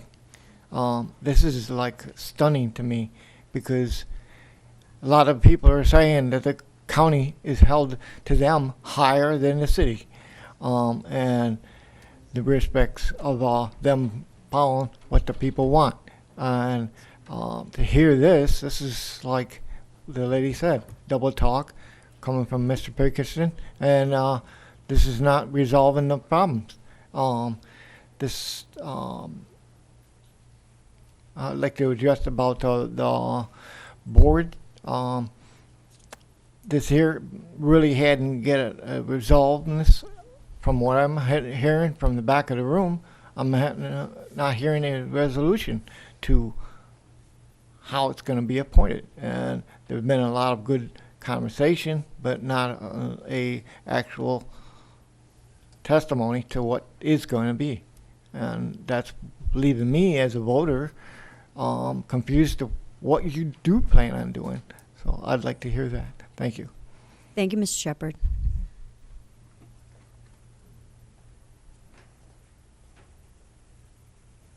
Mr. Latham? Thank you, Madam Chair. There is a great I opportunity. know we all know you, but if you can say Oh, your name yes. for the record again. Kamal Latham, Vice President for Public Policy, Gainesville Area Chamber of Commerce. There's a tremendous opportunity here to do something special and unique and perhaps historic in Alachua County. There have been several iterations of ballot initiatives for transportation that have not succeeded. There is a great opportunity here to do something differently. The Chamber is very interested in seeing what the final formulation will be from the County Commission on this initiative. We would be delighted to support something that we believe we can support. A strong citizens oversight committee would be very important to us in terms of determining our support or not for this initiative. We have some suggestions for amending the motion. We have some specific language that we'd like to put forward here. One, we think that there should be a residency requirement. Two, for the appointees, we suggest that it would be 3 from the county, 3 from the city of Gainesville, and 3 from the Alachua County League of Cities. And what we would look to add to that is an alternate from each of those appointing bodies, and that the appointees to from the county and the city and from the Alachua County League of Cities, that there would be a supermajority of the county commission to make the appointees to the oversight board. There'd be a supermajority of the city commission, the Gainesville City Commission, to make the appointees to the appointees that they would make to this oversight board, and a supermajority of the Alachua County League of Cities to make appointments. So, for example, for Alachua County, we would suggest that there would be 4 out of 5 county commissioners that would be required to make for each of the appointments to the board. For the city of Gainesville, 6 out of 7 of the Gainesville City Commissioners to make appointments to the board. For the Alachua County League of Cities, we would suggest excluding out the city of Gainesville, and so then on a base number of 8, that you have 7 out of 8 of the Alachua County League of City members to make appointments to the board.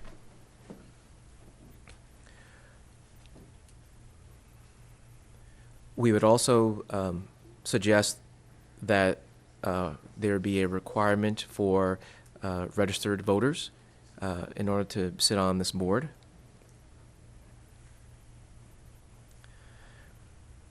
We would also suggest that this oversight board should meet no less than 6 times a year. So there should be a minimum meeting requirement of 6 times a year.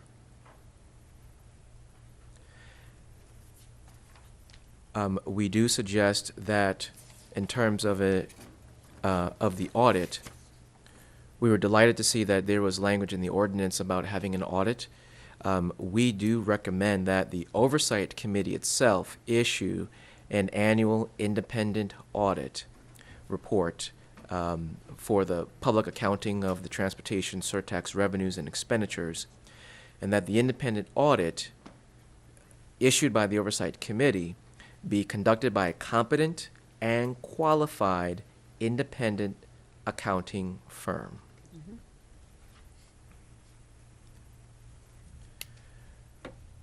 We also have several other technical changes that we would propose. One, that county staff should support the Oversight Committee in any analytical or production work required to help prepare and publicize the independent audit report. Any reports of the Oversight Committee should be submitted to the County Commission Chair and the mayors of all the municipalities in Alachua County in writing with a copy to the staff liaison. All costs associated with the Oversight Committee, inclusive of the independent audit, should be allocated from the surtax revenues. The county manager should serve as a staff liaison and ensure that appropriate county staff members support the work of the Oversight Committee. On attendance, we believe that any member whose attendance is less than 50% of the last 6 consecutive meetings should be automatically removed from the Oversight Committee. And on compensation, that there should be no compensation received by Oversight Committee members for their performance of their duties and responsibilities. If it please the board, we can provide this specific language in written format if you would like, but those are the points that we would suggest to be included in the motion. Thank you, Madam Chair and Mr. Chair. Thank you. You got it, so you can.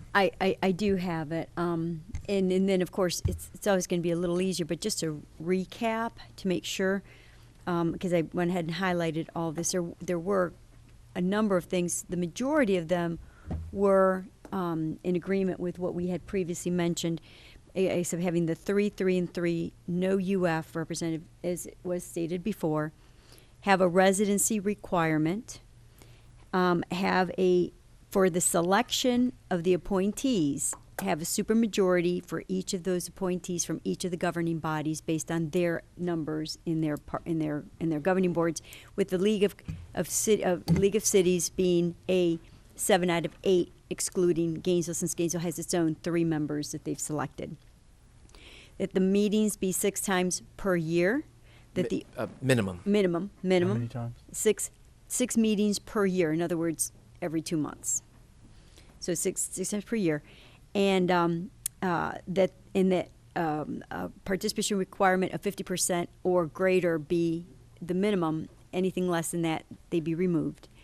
Oversight Committee is the one that issues the independent audit, as opposed to having the county commission do that, which is a little bit of a difference. Just to and I think I mentioned registered voter. I don't think you mentioned anything about being no elected officials and no staff members, which I think is a given already anyway.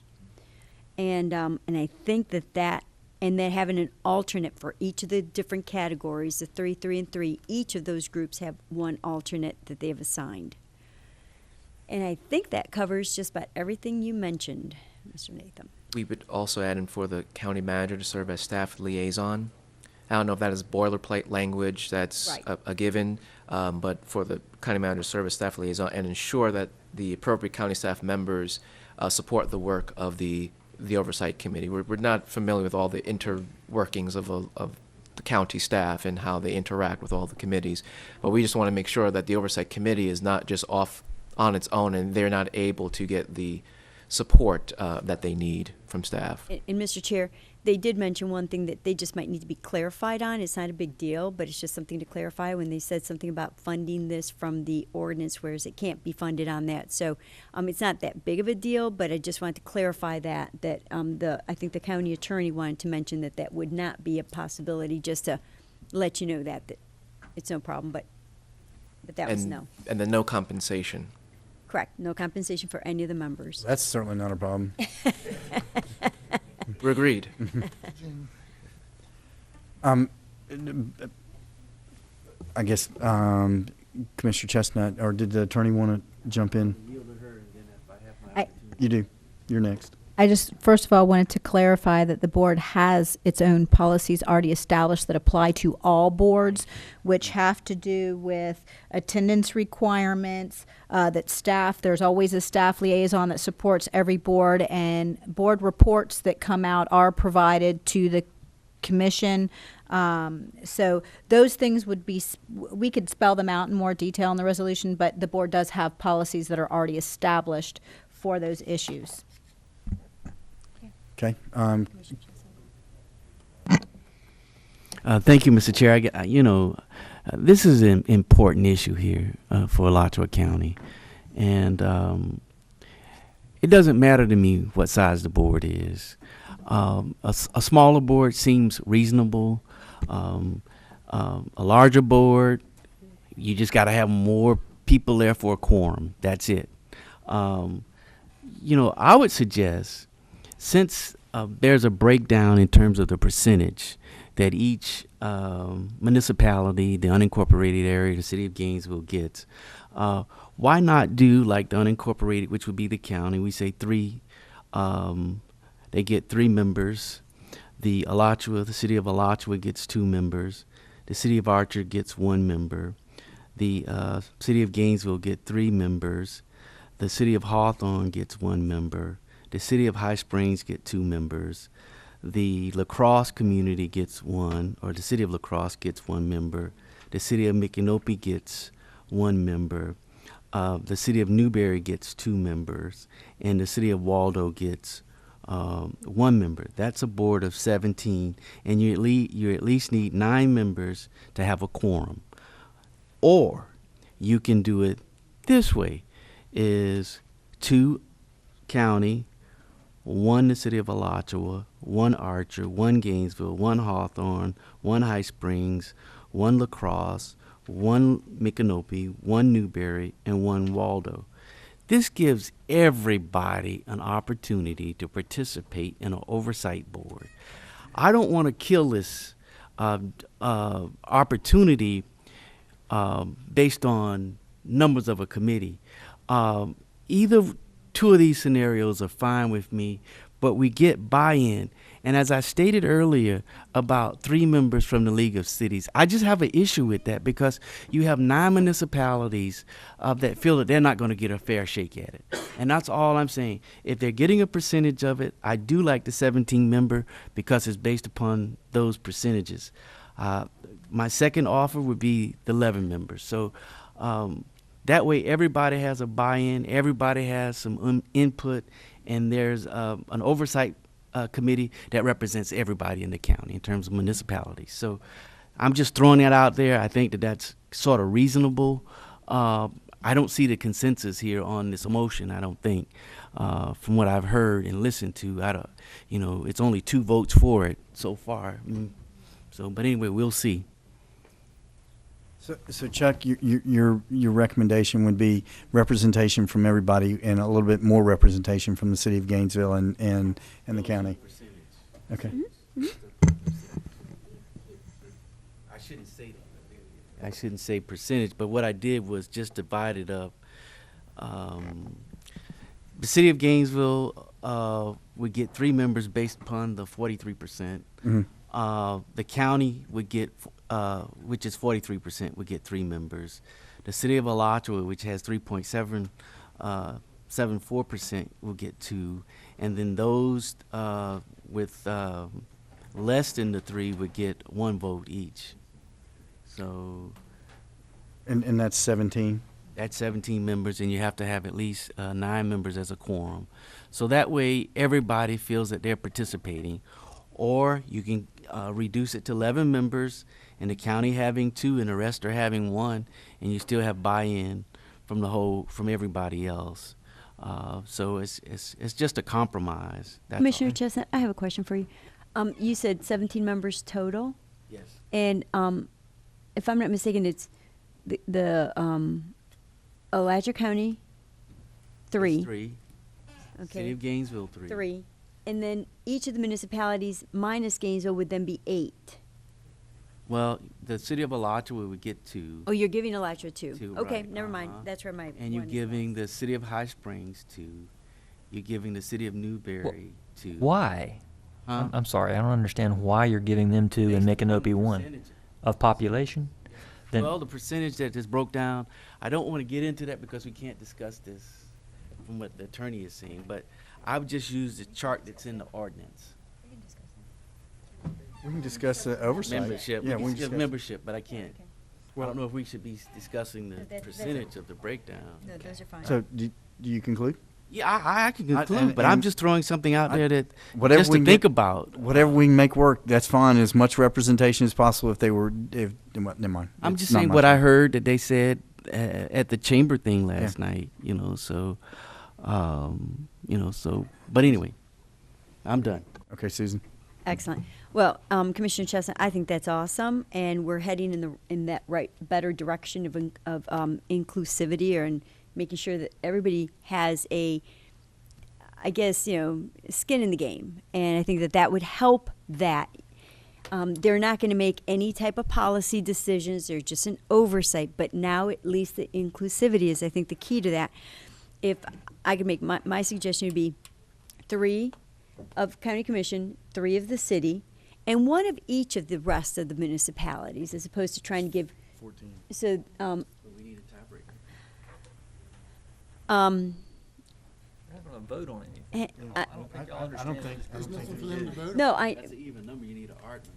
I don't think it's going to make any difference. if it doesn't matter, I would just say keep it simple at the 3 and the 3, and 1 from each of the municipalities, excluding Gainesville, because it already had 3. So, that would be whatever total that is. Since there's really no voting anything, then it really wouldn't matter. So I like that whole idea of having at least 1 from each of the municipalities. So no matter how small it is, at least now they have a voice or a representation within their community. I think that's great. So the Chestnut Plan, absolutely. I do like the residency. The one other thing I wanted to mention is have advertised meetings, and I think this is maybe something that's always done, but I just want to make sure that is part of it. And I like the registered voters. I like the meeting 6 times per year. I like the I like this new suggestion definitely, and I'm willing to support that wholeheartedly. Thank you. Commissioner Biley. Mike, sorry. Yeah.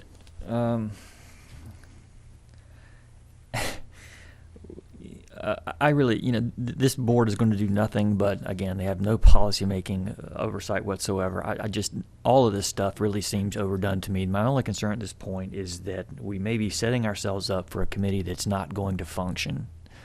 I think maybe we're seriously overestimating the amount of dedicated interest that's going to exist out there in the community. Seriously overestimating.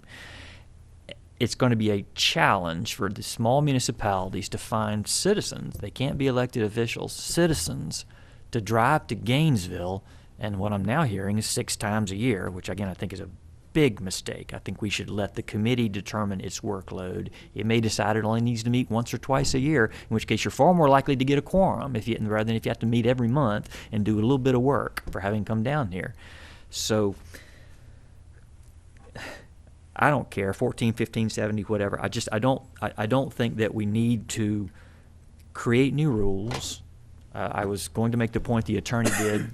This committee is important, but it's no more important than any of our other advisory committees, and we have policies which govern all of our advisory committees, and the same rules should apply. I don't want to create a brand new beast for this particular citizen advisory committee. And if those rules don't exclude non-registered voters, then neither should this one. That's just, why would we make up new rules? It doesn't seem reasonable to me. So apply the same rules. Consider that, and by the way, what happens if they can't get a quorum? Question for the attorney, because I see that coming, the way this is headed. They can't take action. And so what they would act on, presumably as an oversight, would be, approving the annual, approving whatever report they provide to go to the board and recommending or approving the audit, or whatever that function is, they wouldn't be able to take that action. All right, and I don't recall now what's in the motion, so we're going to have to get it restated. But the number of meetings, again, I would strongly encourage whoever makes the motion to let us not bind the group. Let them decide how many times they want to meet. They're the ones we need to get to show up. And I would also suggest that we have an alternate who is a voting member if the regular member does not appear. Can we do that? That should be in there. That way you get each entity that makes an appointment gets 2 cracks at it. Hopefully one of them will show up. Do you conclude? Yep. Ms. Latham, I have a question. I'm concerned about the number of meetings, okay? Because what I perceive this board doing is overseeing projects that all the municipalities and the county are going to do. I think our project list is 29 or some 31, somewhere in there. And with how slowly road projects get done, or transport, those sort of things, I question whether there's going to be enough for them to do every 2 months. I think that quarterly would probably be a little more functional than every 2 months. So just because of, like I said, what I think they're going to be doing. And I think that if there isn't really enough to do, then that will probably end up creating a little apathy. And so I would hope that as y'all go forward, that wouldn't be a real sticky point, because I don't know that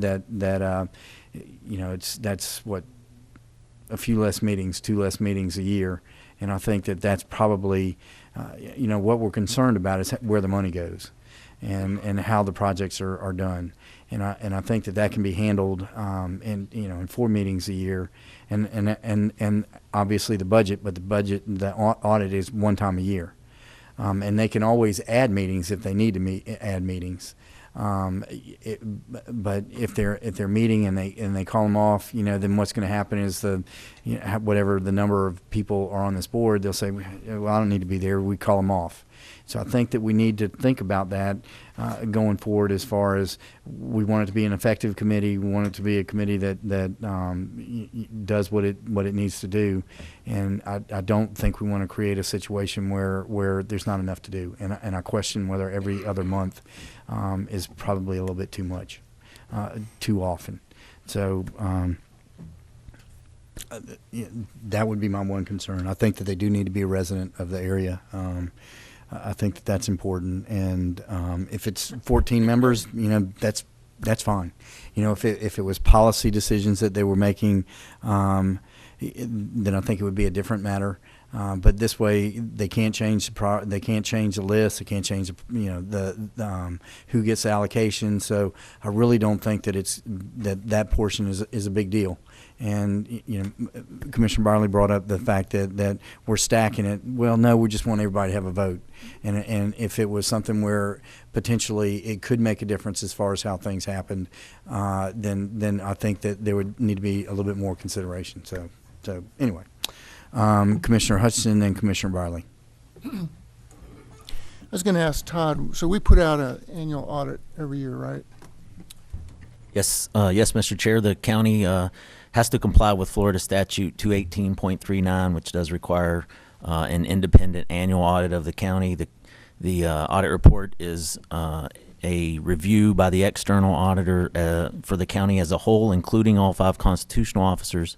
And then there are certain governmental accounting standards that require major funds to be presented at the front of the financial statements, and they get additional review because they're considered a major fund by our external auditors.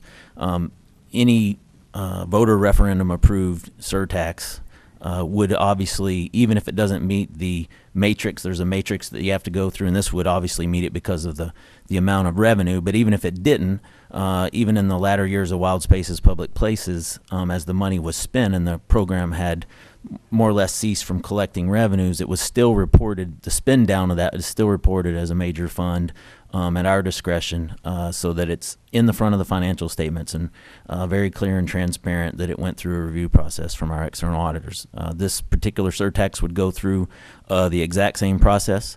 The current agreement is with Carr, Riggs & Ingram, formerly known as Davis, Monk & Company. They've been our auditors the last few years. Prior to that, it was Purvis, Gray & Company. I would suspect some point in the next 8 years we will go out to RFP for auditing services. We tend to rotate them every 5 years or so.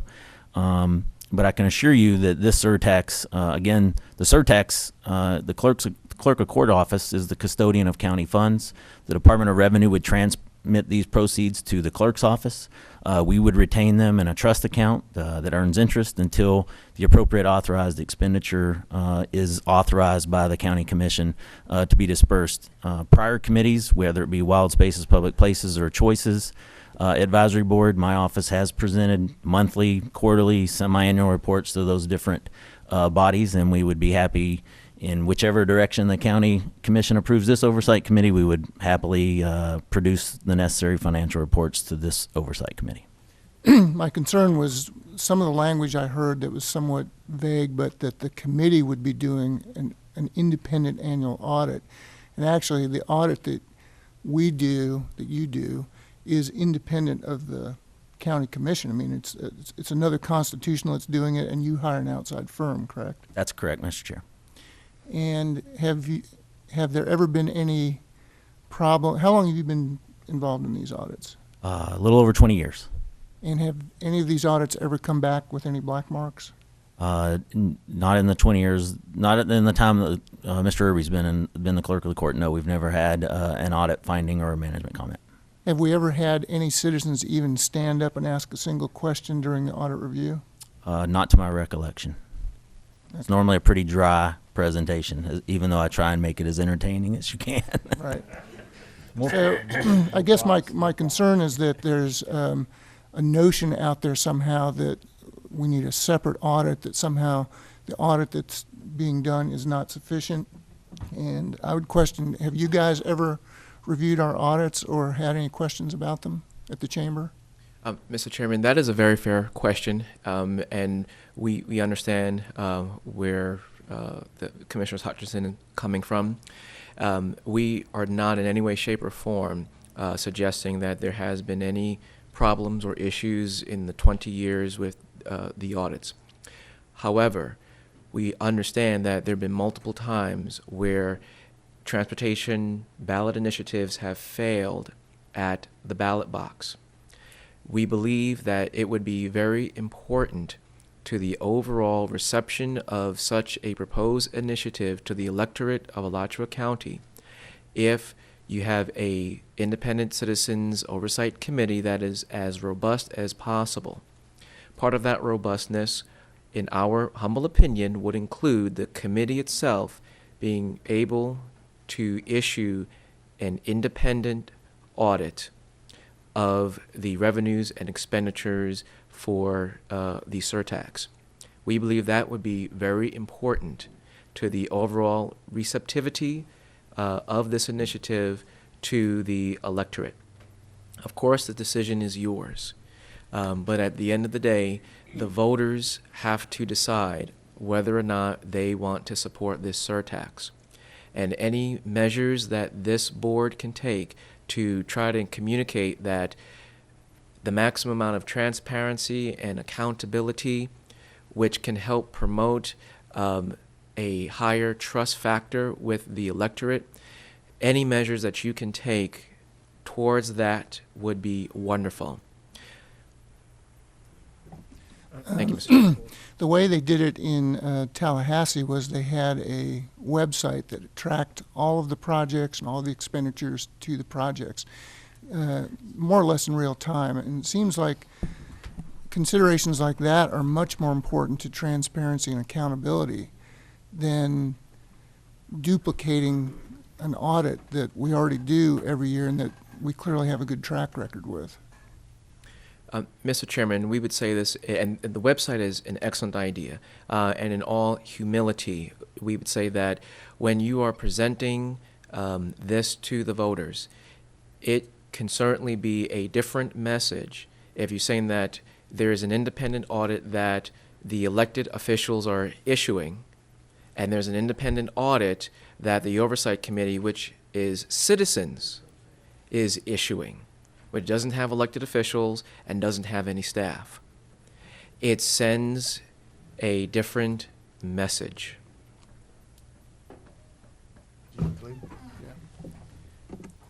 Commissioner Barley?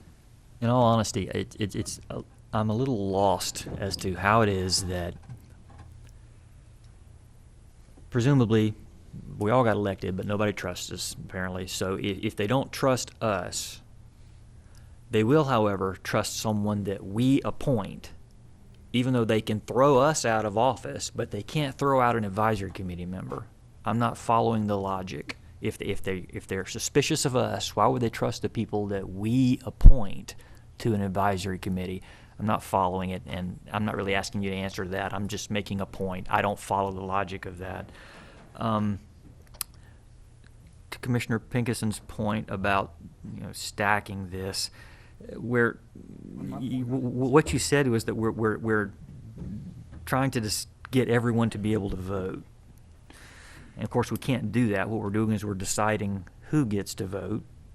And for whatever reason, I don't understand this either, we're deliberately underrepresenting Gainesville and the unincorporated area residents, which politically makes no sense to me. Again, I tried to lay out the case for why I think, if anything, we should be trying to bring on board the constituencies who historically are willing to vote for something.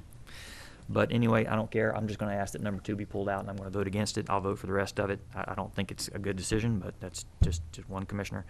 I don't really understand the staggering part. Does that mean that we're going to, when we first make our round of appointments, some of them are just going to get 2-year terms and the rest of them will get 4-year terms? The initial term would be staggered. That way, in 4 years, the entire board doesn't change. So however, we have to do that to make sure that then on an off year you have approximately half, the whatever, and then the next year. Okay. Do we already have a policy in regarding terms, or is that kind of differences? I mean, don't we have our advisory committees are some of them 2 years, some of them 3 years, some of them 4 years. 4 years is a long time. Is the only reason I'm asking. I'd have to look at the advisory policy, whether it's different as far as the term of years by board. I know it addresses the basics of attendance and those types of issues. But we'll not sure why we're grab a creating copy a new of that. policy, but it's not enough for me to vote against it, so fine. The one thing that I would be asked added to this is that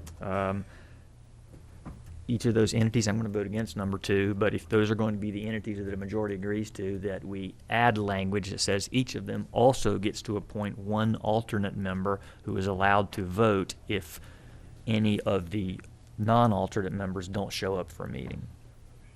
Everyone agree that makes sense? That's fine. We're good. Thanks. I'm done. Okay. Accept that as friendly.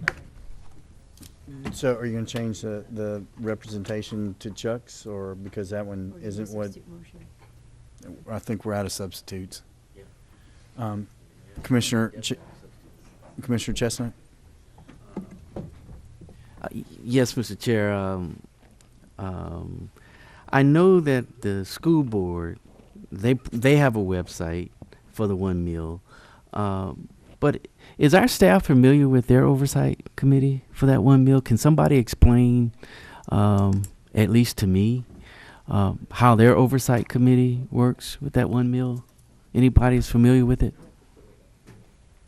We have a copy of that. Okay. And Mr. Chair, while they're looking that up, I guess I'm having a little problem with the logic too of dealing with the audit or independent audit. We are elected officials, and folks trust us to make decisions with their tax dollars. But you're saying to me that folks don't trust us with a surtax? I don't get that. We're dealing with ad valorem taxes, but you trust us with that.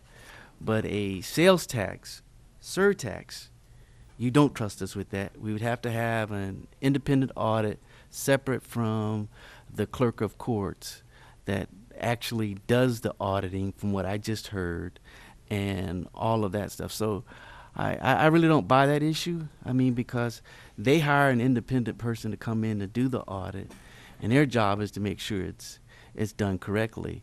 And I don't understand why an advisory board would have to have an independent audit, because that sounds like it's just going to cost the taxpayers more money. I just don't get it. So, but if we're talking about trust, what I don't understand is how come the residents trust us to make decisions with tax dollars, but don't trust us with a surtax, a sales tax, surtax funding. Funding is funding. And, then that means I'm not doing my job as elected official if folks don't trust me with a surtax. That says something totally different to me. That sounds like you do trust me with tax dollars, but you do not trust me with surtax. That's an insult to me as an elected official, that I've been trying to be balanced with all of my decisions, and even with the county budget. But when it comes to a surtax, there is no trust there. I just don't buy that. I don't think that the people would put us here if they felt that we couldn't do the right things with tax dollars and we can do the wrong thing with surtax dollars. That doesn't make sense to me. I just hate to say that, because it just doesn't make sense to me. An audit is an audit. And the issue about the 14 members or whatever, what if it's a tie? What if 7 members says they don't agree with the audit, and then you have 7 members who agree with the audit? So how does it come back to the commission when you have 7 people who don't agree? I'm just saying that's why I think that you need an odd number. It's not that they have power or anything, or I'm just saying how do you get past that tie? And then what comes to the commission at that point if they disagree with the audits that they received? I'm just thinking out of the box here, but just some things to consider. I have no problems with the amendment, but I just wanted that everybody feel that they have some buy-in, even from those small municipalities. I just want everybody to feel that they're part of it so that it pass. That's my goal, so that it pass. So I don't know. So the membership doesn't matter to me. I'll just state that. It doesn't matter how large the board is to me. The fact if that's the sentiment in the community, that folks need that many members to feel they have a say in the process, or that it's fair, I have no issues with that. And I'll just leave my comments at that, Mr. Chair. I'm done. You had a question about how the school board.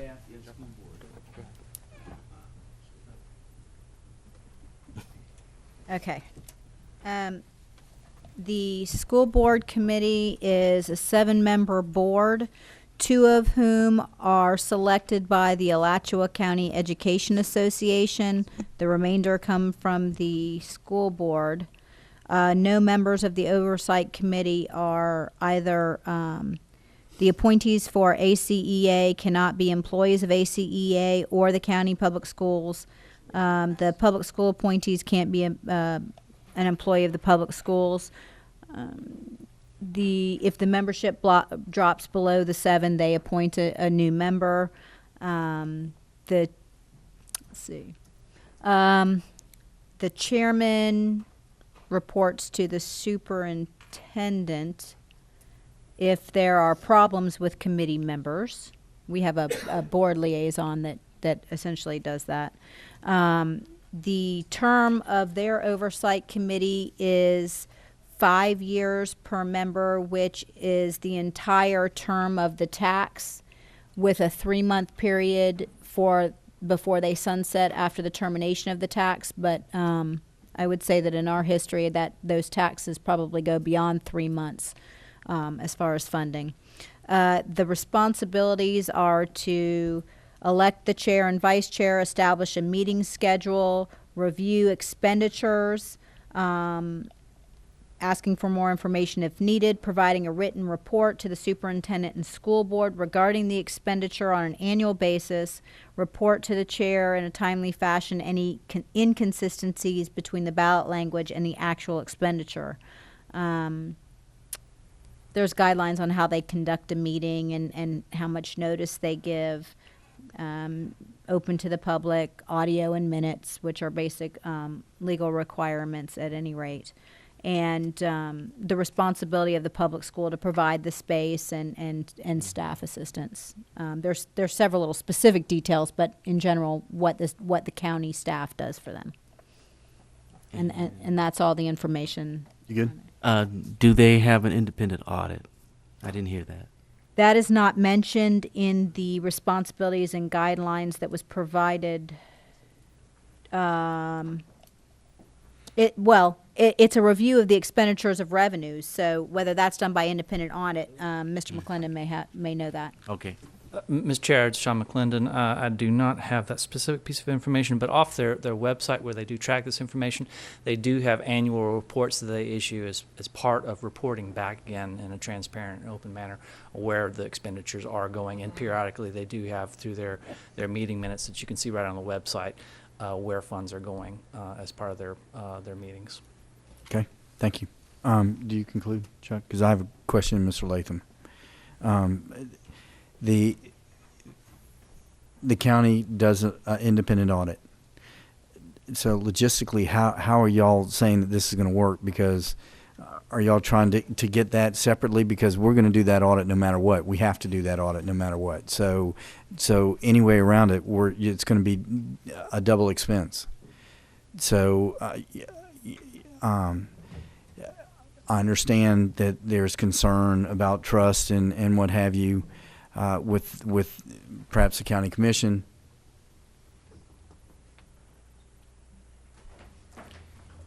But now we're getting the clerk's office into this, and they're they handle the auditing. I'm just not understanding why it makes sense fiscally, because somebody's going to have to pay for it, and I know that they're not cheap.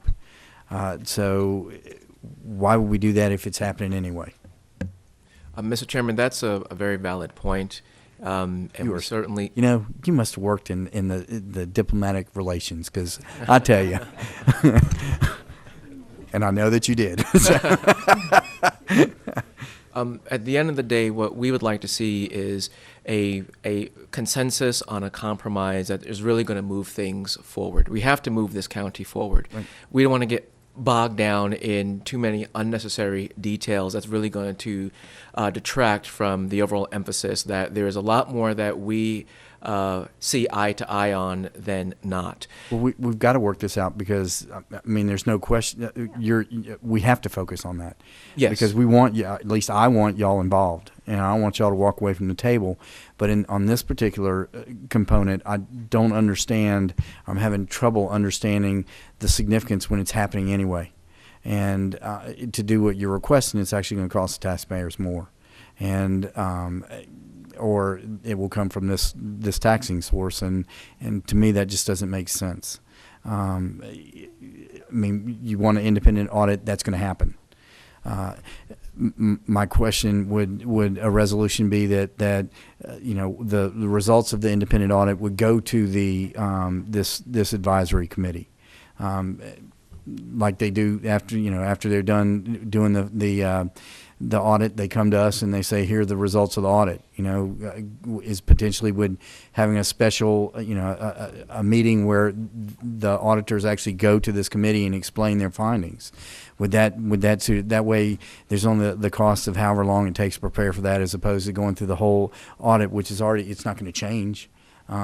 So why not just have a report done to this committee, like they would do to us, but just focusing solely on that aspect of the sales tax revenue? Mr. Chairman, that is a good point that is being made. And there's two things to look at this. One time it'd be so nice if you'd look at somebody and just say, have you got holes in your head? There's two ways to look at this, Mr. Chairman. One, the board may want to consider maybe taking some of these items piece by piece, find the consensus that you can on the areas which you have agreement on, and maybe table some other matters for a later time, given that you do have some time to work out the oversight committee.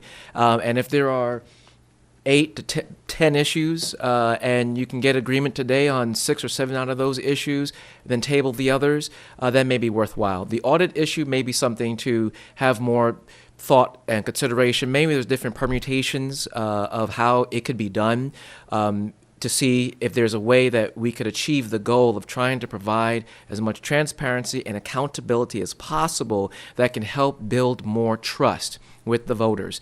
There are perceptions out there, whether they are realities or not. There are perceptions out there. We have over 1,100 members, and these members employ over 70,000 individuals. So there are perceptions that we hear. We're not elected officials. You are.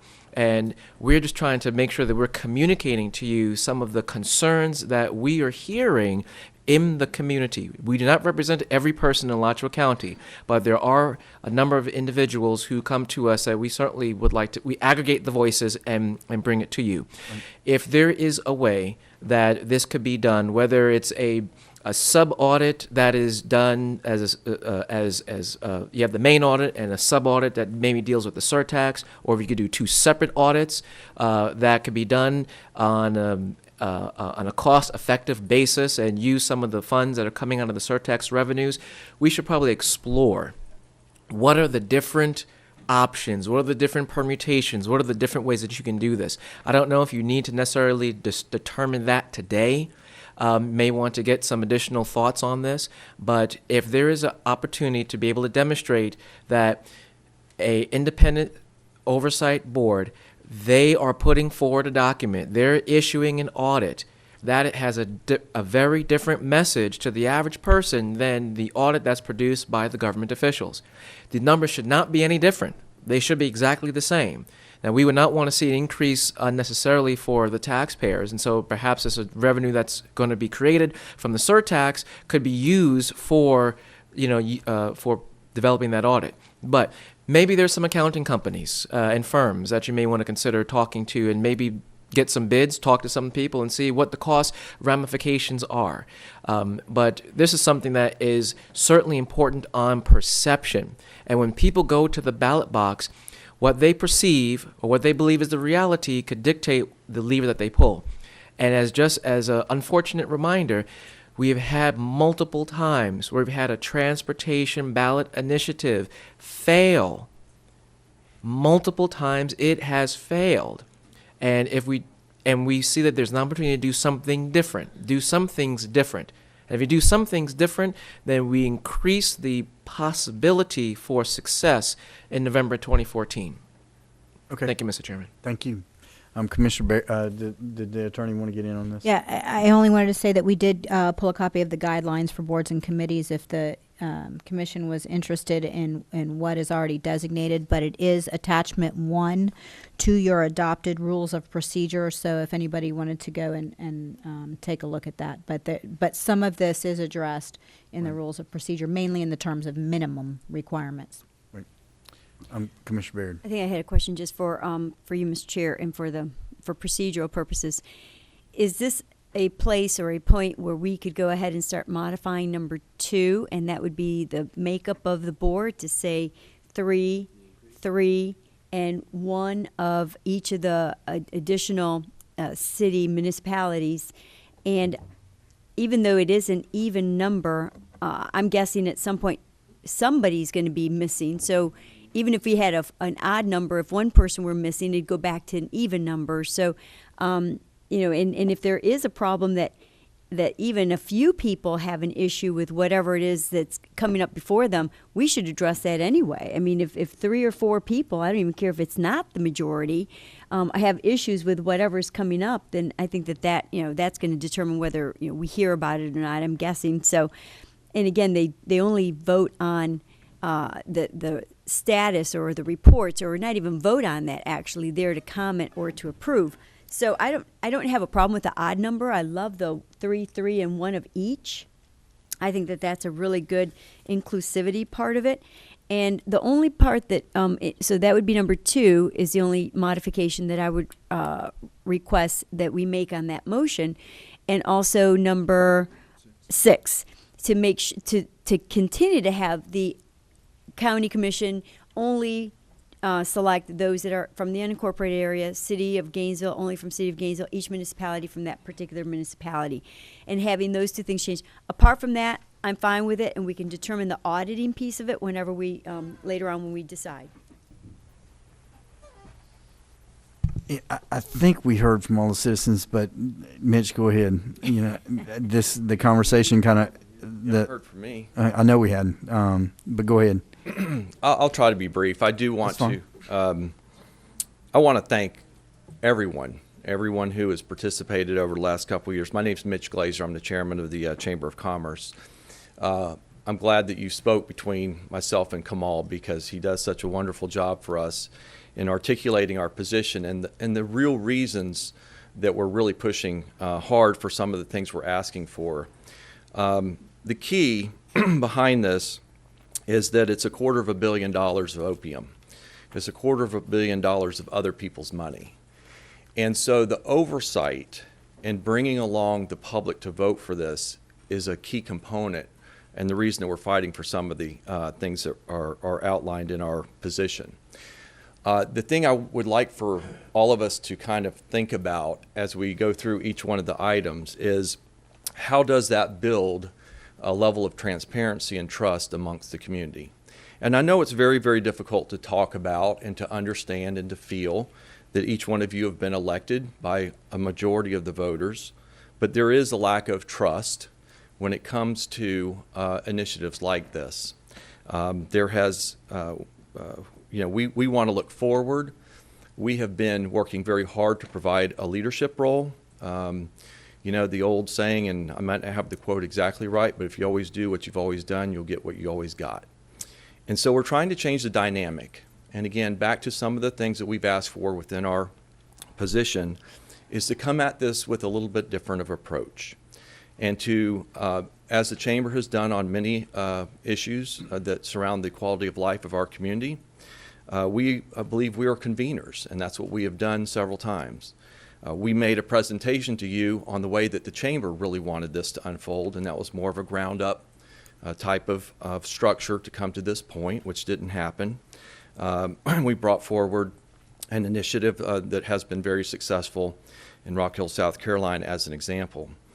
And we want to build upon that kind of structure and basis. If we can get this done and done right, and we're kind of middle ground, middle way through what I consider a marathon.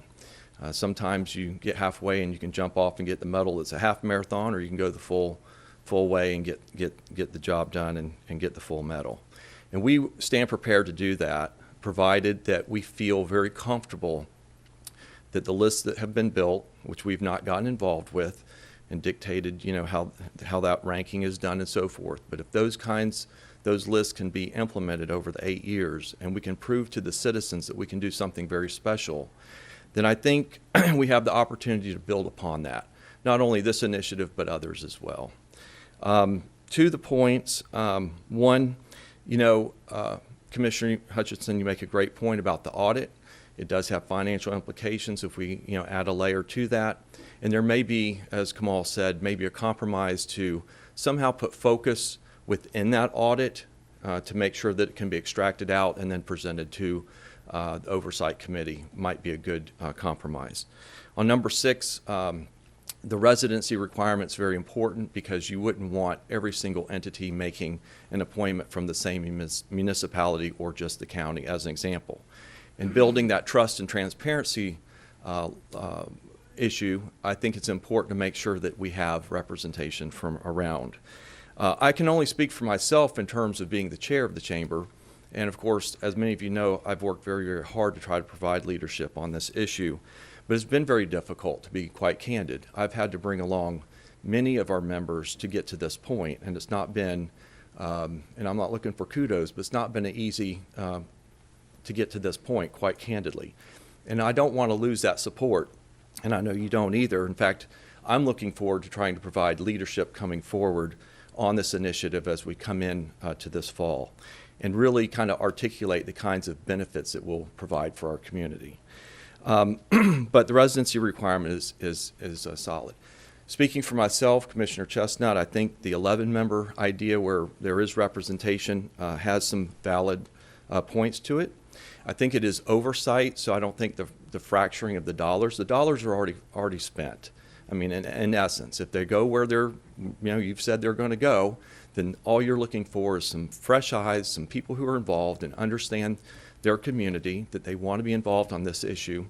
Then they can be there at the table and see that it's being done, and take that back to the elected bodies and so forth.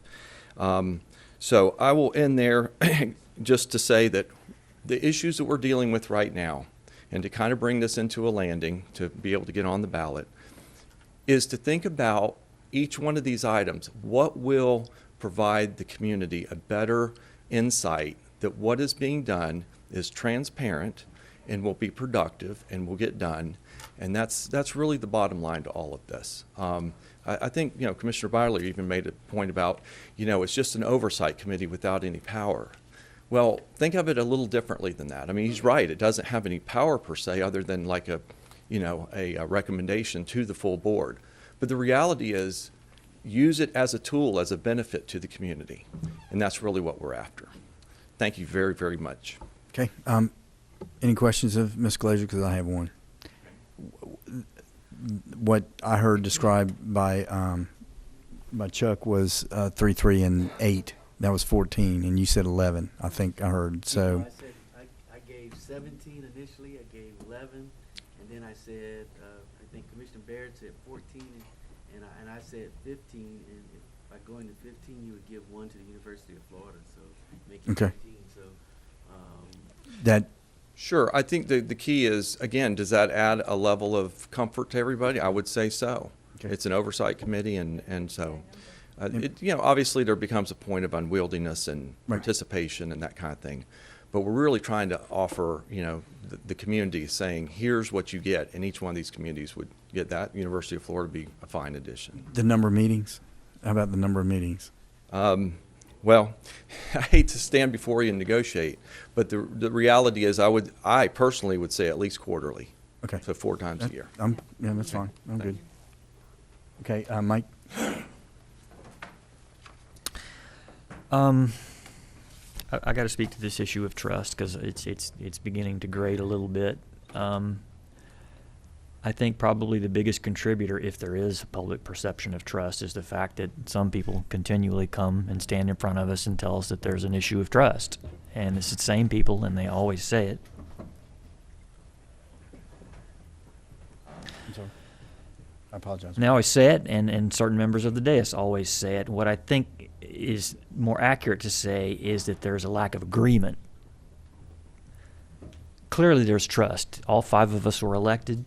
Alachua County Forever was approved. Wild Places Public Spaces was approved. The Penny Courthouse was approved. Clearly, if the people agree that it's a priority, they will vote for it, and they will trust us to spend the money correctly. And we have a perfect record on all of those. Trust involves doing something that is a betrayal or doing something that gives the public some reason to believe that you're not following through on your promises. And we have a perfect record. Every penny of Alachua County Forever, Wild Places Public Spaces, the courthouse, and even the nickel gas tax, which was approved by the board, not approved by the public. We have a perfect record of doing exactly what we said we were going to do. Now, there may be people who don't agree with those things. All 5 of us have our own constituency who don't trust us. But it's mainly because they don't agree with us. And so when people stand at that microphone and say there's this big problem, people don't trust you, what they're really saying is there are people who don't agree with you. And we're never going to have an absolute consensus on these issues. There's a difference between not agreeing with someone and not trusting someone. And the more we talk about there being a trust problem, all we're doing is creating in the minds of the public that there's some reason why we shouldn't be trusted. When we've done nothing, this government has not done anything in the time I've been here to create a lack of trust. We haven't broken any promises. We haven't lost money. We haven't misappropriated a penny. So the more we talk about it, the more we're creating the impression. People assume that where there's smoke, there's fire. I think what we need to do is acknowledge that there's a lack of agreement. There are different constituencies who feel differently about things. That's always going to be the case. It's going to be the case here. And this issue of a backup to the backup, which is what we're talking about, an independent audit, independent of the audit that we're already doing that's independent, if anything, that should create an impression that there's something to not be trusted. Because we're not handling the people's money correctly. We're wasting money, essentially, on something that someone is saying that can't really be backed up. So I'm okay with the motion as it stands, except for number 2. I really don't have a strong feeling about geographic residency. We can tease that one out and vote on that separately. If we're going to do it then for the city, then we ought to do it for the county as well. It should be unincorporated area only, but I do think that it's going to get harder and harder and harder every time we add a condition to be able to find people to fill these seats. They're not going to be beating down the doors to serve on this committee for any length of time, and we're going to be revisiting this issue in 6 months or a year, if this thing passes, to do this all over again. I feel, and I don't know how we're going to get 15 people to agree to serve on this committee and show up for meetings. And one more time, well, it's not in the motion, so I guess I don't need to speak to. The motion just says that somewhere in there, yeah, frequency will be determined by the committees working with staff, so I'm fine with that. Thanks. Commissioner Hudson. Well, I don't mind amending number 2 to get the votes necessary, so we could go with, I guess, the 15-member model, which would be, what is that? Let's see your math. 3, 3, and 8, and 1? Right. Okay. And with alternates, so that actually creates 30 something that we'll be appointing. Okay. That is not going to happen. I'm just saying, well, but what I think doesn't make sense in that scenario is to create these geographic residency requirements. Keep in mind that the town of La Crosse has, at most, in terms of adult population, maybe 100, 150 people. And if the town of La Crosse wants to appoint Mitch Glazer to be their representative, I don't have a problem with that, even though he doesn't live there. Because I think what the town wants, what the cities want, is somebody who will represent their interests. A lot of people have addresses in Hawthorne. A lot of people have addresses in cities. They don't even know whether they're in the city limits or not. And we've had that happen numerous times where people come in. Well, we've had people register to run for the City of Gainesville Commission only to be told well into their campaign they're not a resident of the city, because the geographic lines are so amorphous, the addresses. People live in the city of Alachua all the way, in High Springs, all the way out to the county line. So that's why I think the geographic residency requirements, it should be up to those boards to pick the person that best represents their interests, regardless of where they live. So that's when I don't think, particularly with a 30-member board now, we should be worried too much about that. Actually, the membership could be one of each classification, as far as. So it'd be. It could be 30. It would be. Would be minus 4, so it'd be 26. Well, no. If each city is appointing. Point clarification, Mr. Sid, just to make sure it's understood what I proposed there. I just meant that each of those, there are 4 entities there: the county, city, League of Cities, and UF. That each one appoint one alternate. Well, now the way it's going is each city is going to appoint somebody to the board. If each city appoints an alternate. That's y'all's problem. I'm voting against that part, so I don't know I don't know how you're going to make that work. It's not going to work, but well, you could say what we're going to have is a committee that works for the election, and then doesn't work in the actual job, in the oversight. And because we've written it into our ordinance, we can't change it for 8 years. And so we'll go 8 years without meeting a quorum. Does this have to be in the ordinance? Okay, no, it doesn't have to be in the ordinance. It's in the ballot language. It just says it says subject to. What is it? Subject to oversight and annual audit. So you mean the day after the election we can change that? How's that?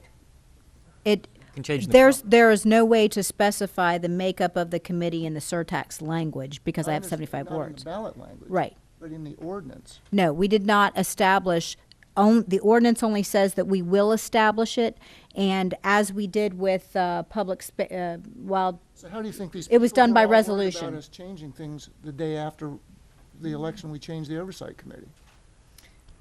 we have to have one per the ordinance. The oversight committee is established by resolution, which is essentially what was done with the prior ballot initiative. So as soon as this doesn't work, we can change it to something that does. Yes, the way it's established now. What are we arguing about? Mr. Chairman, can I help? Yes. Maybe I could. I definitely heard Commissioner Chestnut's the rationale behind wanting to appoint someone from every city. I just want to point out that we do on the MTP, the League of Cities, we do have a history of the League of Cities appointing membership. The idea that they would live in one of the municipalities, but appointing memberships, we have that on the MTPO board where we have it's a non-voting member. The League of Cities appoints someone from their membership to sit on that board. It's definitely not unheard of that they would represent, just pick someone who lives in either Alachua or High Springs or Hawthorne. Those are elected officials. It's their job, and they're paid to show up.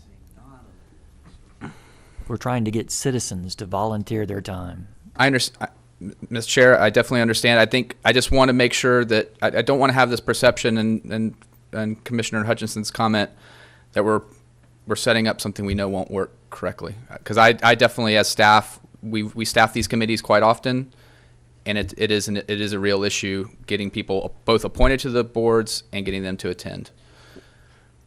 May I make a suggestion? I know there's some lights on. Why don't we do this? We can put in a placeholder that I think that we're good with the 3 for the county, the 3 for the city, and then the League of Cities is going to meet sometime in the near future before the ballot, before this has to be determined. Why don't we say that the Board of County Commissioners would like your input on this, and we've ranged from every member to 1 member. What would they like to see? No, because they had the chance with the MTPO, and they said that they didn't want to do that. They just wanted 1 member, and that was just in the last couple of years. So, I would say that I mean, Hutch, your point about having 1 for each one for an alternate is very valid. They may their solution you appoint 1 for each city, and then the League of Cities will have 1 representative to serve as alternate. I mean, that would be one way of doing it. But we want buy-in. That's a good way to get buy-in. We get their input. Maybe they don't want everybody to be represented.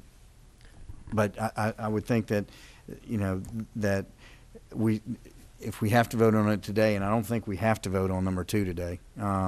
So, do y'all have any idea when the League of Cities meets? The end of July. Perhaps you could put in a something and say we refer the membership composition of the outlying areas to the League of Cities to be discussed in July, and we can send somebody out to go talk to them. 3 and. And we don't even have to do that today. I mean, 3. It just could be the composition of the board will be determined after a conversation with the League of Cities for number 2, as opposed to what it is now. If you're well, my concern is that they'll come back with something that then we don't agree with, and that's not anything. Well, how plus can they not? I mean, they got the whole range. Are we going to have a conversation with the city of Gainesville? After all, they're 43% of the population. They are a member of the League of Cities. Yeah, but we're hearing that they're not going to get to appoint 1, a vote separate from their appointees. Yeah. Well, they've got 3. I mean, they will have 3 in this. I don't have too big a problem with that, but. So, I mean, that's one we're looking. We talk about this endlessly, but I think that's a solution. Send it to them and let them have some say so, because we're trying to get their voice, perhaps, by appointing every member. Why don't we ask all the ones who are concerned who showed up today? Okay, that's not necessary. Okay. In that case, I showed up, and I would say 3, 3, and 3. Which city do you represent? Okay, we'll see what the maker of the motion would like to do. I mean, that's essentially what's up there now, 3, 3, and 3. I mean, I did the University of Florida to hopefully to break the law, June. Work out the issue with the proportionality and so forth. Okay, well, why don't we go ahead and we'll take a vote on the what's up there now. We'll pull out 2, we'll pull out 6. And those will be individual items to be voted on. So we have 2 more lights, Commissioner Baird and then Commissioner Barley. Could we make it still 3, 3, and to be determined? That's Because, I mean, that just at least clarifies that it's going to be a base of 3 for the county, a base of 3 for the city, and the remainder to be determined. So in that way, that'll help them decide what kind of a breakup or makeup they want to go ahead and make. And I just wanted to just say one point of clarification that out of 100 people, and the issues being so large, I can't even imagine that there wouldn't be one person that would be not thrilled, because nobody's really thrilled on more responsibility, but be ready to take advantage of an opportunity to represent that area and to find one alternate. Now, one alternate for those remaining cities, other than the 3 and 3, but for the remaining, whatever it is that they decide to have one alternate, is not a bad idea either. But then the trick is, who determines who that one alternate is? That's just, so I think that it's either going to be 3, 3, and 3, or 3, 3, and 6, or whatever that number is, with each of them having an alternate, because that's about the only way you're going to make it as fair as possible. But anyway, making it as specific as possible, and again, it helps you understand what the base is that they're talking about to then determine what other representation is going to be there. 1, 2, can we not get some type of an agreement on number 6? Because I think that has been stated numerous times. Yes, there is one. I don't know how, I think that one should be the geographic residency requirements. I think that's pretty critical right there, because you're talking about those specific breakouts, and to then have them choose county-wide, well, that kind of defeats the whole purpose. So I think that one is one that if we could get that one straightened out, I think that would make things simpler, so we can just concentrate on number 2. If it doesn't pass, then another motion can be made. Commissioner Barley. So are we about to pull out number 2 and 6 and vote? Yes. Then I'm not going to make the comments I was about to make, other than to say that I naively thought we were going to come in here this morning and we were going to take the words Wild Spaces, Public Places, Citizen Oversight Committee and substitute Transportation Surtax Oversight Committee, and we were going to be done, because we have an excellent working model. All the work has been done. It works. Commissioner Chestnut made this point. I don't understand why we don't simply do that. We're creating the impression of problems the longer we talk about this.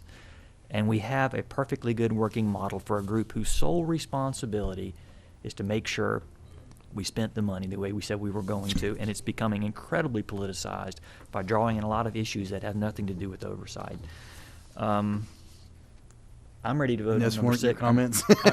Well, I was just going to say I'm ready to vote on number 6. Okay. I agree with Commissioner Hutchinson. I think that the point is, if we're giving these different jurisdictions a voice, they should be able to appoint whomever they wish. Why would we tell them who they can appoint and who they can't? Okay. Thank you. Commissioner Chestnut. I'm ready to vote. My comments doesn't really make. I'm not on the thing, but anyway, my comments are not going to make any difference. But I'm ready to vote, Mr. Chair. Okay. It's useless to continue to beat a dead horse. Okay. So we will be voting on items 1, 3, 4, 5, 7, and 8. All those in favor of the motion say aye. Aye. Those opposed, motion's unanimous. Now we will take up item number 2, and that's the language that it is. Mr. Chair, can we go ahead and do 6? Because I think Let's do that's a 6. straight up or down, and Okay. then we All only right, have that's one fine. item left. That's a good suggestion. Item number 6, all those in favor of the motion say aye. Aye. Those opposed? No. No. Motion carries 3-2. For no, For there's no residency requirement. are you sure that that's what everybody wanted to vote for? Yeah, I mean, Yeah. this point, it doesn't make a difference, because you still haven't changed number 2. So if you change number 2, then you. Well, then we- I could. If I could. Okay. Mr. Chair. Yeah. Yes, please. My way of thinking here, if you change number 2 to give everybody participation as I stated, maybe 15 members or whatever. You give everybody participation. Then you come to number 6. At that point, what you got proposed as number 2 right now goes well with number 6. Right. But if you change number 2 to the 15 members, then it have to be from those jurisdictional areas that I would like to see people appointed from. But right now, the way it is right now, it's still up in the air, and I don't want to vote for something that's wishy-washy, but I would vote for that because it coincides with whatever you guys decide to do if it's 3-3-3. So it goes along with that issue. So, I mean. Okay, so, Commissioner Chestnut, if I understand correctly, if it turns out that we do kind of what you suggested, then you do want a residency, and we'll have to revisit that. Right. Okay, all right, that's fine. Now, item number 2. I'll put a motion. We have, can we do? We have to vote on that one? Yeah, we have to vote on Okay. this. So, Substitutes. so, Died. So we're on the last. well, I would ask that the maker of the motion consider making it 3-3 and to be determined, and refer it to the League of Cities to have a discussion. That's fine. Okay, so the motion as it stands now would be Well, would be- why constrain ourselves if we're going to refer it to them? Why don't we just wait? We can all think about it. We don't have to make any decisions till it comes back. We Okay. can hear from people. We can think about it. okay. Because I wasn't expecting this, Well, to be honest with you, when I came then- here this morning. Okay, then I would still like this to be referred to the League of Cities. So if Yeah, that's what I'm saying. So if we can refer this to the League of Cities and please give them the depth, well, not the whole depth, but the discussion that it went through the whole range, but what really kind of made us think about this was the alternate thing. So, Because that Well- would end up being 26 people. yeah. Commissioner Chestnut. When you refer it to them, you're only referring number 2. Number 6. Not all of them, just number 2. And Number they can 6. and they can talk about number 6 too. Okay. I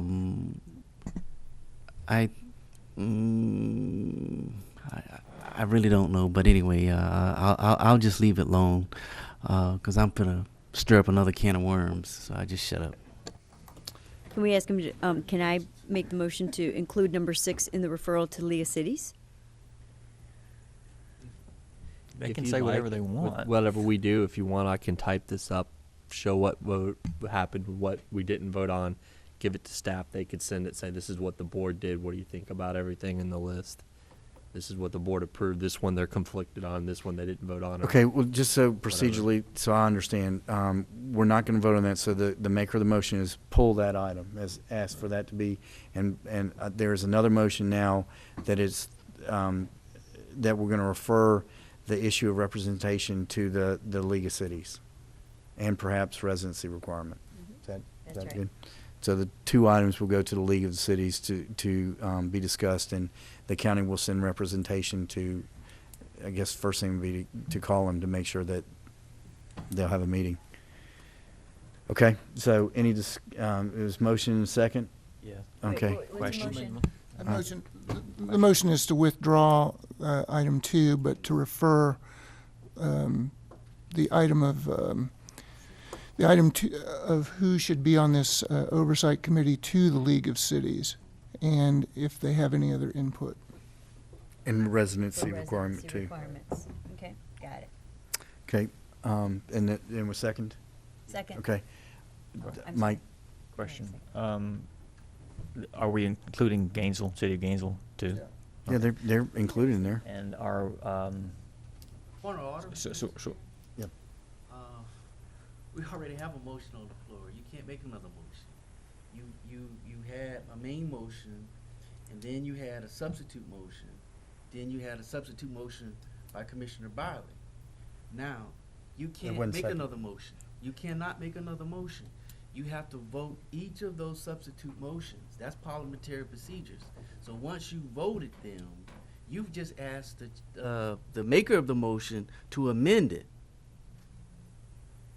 Am well, I actually, right? The second substitute motion did not get a second. That was mine. Yeah. Right. So then we reverted back to Hutch's motion. That's the motion that's on the floor. Right. You just asked him to amend it. Right. to suggest those things. So you can't make another motion. You have to deal with the motion that's on the floor.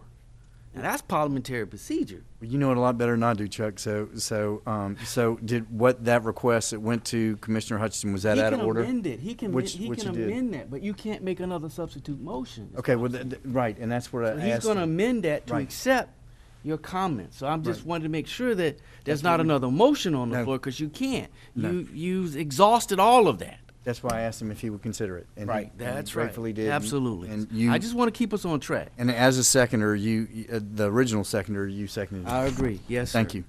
I'm glad somebody knows this stuff. Yeah. So. Right, it was amended. Okay. All right, so that is no longer what we're discussing. What we're just, The amendment. Amended it to withdraw item number 2 To- and refer it to the League of Cities for input on items number 2 and number 6. That's it. Right. okay. That's the motion. That's. Mike, is this all right? I have a question about Okay. the motion. Yeah, but we can still send it to him to talk about it, right? Yes, but 6 was already. Right, but we could change it theoretically. Well, we can invite them to say whatever they want about the whole issue, I guess, and we should probably do that. Mike? So we're going to ask, you don't ask the League of Cities something, you ask each of the municipalities something. So are you saying that we're going to go to a League of Cities meeting, which my understanding is frequently does not have representation from all of the individual municipalities? We're going to go to this meeting and tell them that we want them to consider this. They don't do things like this as a League of Cities. It has to go back for actions, for votes to each individual city, which is going to continue to be a problem. This came up when we were talking about the Boundary Adjustment Act. How on earth do you get legally binding actions from the League of Cities when they're not a legal entity? They're just, they meet and they discuss. So what are we doing? Are we referring this to the League of Cities, and then whoever's there, it might only be 3, 4, 5 representatives, we're asking them to weigh in and come right back to us? Or are we asking them to then take it back to agenda it on each of the individual municipalities so that each commissions can discuss this, make a referral back to the League of Cities, and then back to us? What I would suggest if I were king was that if this motion passes, that members of our staff contact each one of the municipalities and tell them, give them some background information about what's happening, that we're actually looking for their input so that they can kind of be prepared when they go in July. And I think if we do that background information, there will be more people there, and it also gives them enough time that they can actually talk to their commissions about, okay, here's what's happening. Right. I think they're probably going to recognize this as an oversight committee, and they're not going to get excited. Well, if we are about it right now. If that's the case, and that's the case, we referred it to them, and we're trying to do Okay. everything that is being presented about trying to build trust. All right. Or, Okay. excuse me, build agreement. Thank you. So they're going to represent the people who live in each of the small towns, and City of Gainesville, as one of those, is going to represent the people in the City of Gainesville, and we're going to represent the people in the unincorporated area when it comes back to us. Potentially. That's how it's, but when we make a final decision about representation, that's who we're going to be representing. Right, potentially. Okay. Well, okay. Okay. Thanks. Okay, any citizen input? Wore y'all out, huh? No, that is not the motion. The motion was, as was read by the clerk, you hadn't had a chance to put that in there. The motion will be that the number 2 is withdrawn, and we're going to refer to the League of Cities the item of representation and residency requirements. Okay, all right. Y'all ready to vote? Yeah. Okay, all those in favor of the motion say aye. Aye. Those opposed? The motion's unanimous.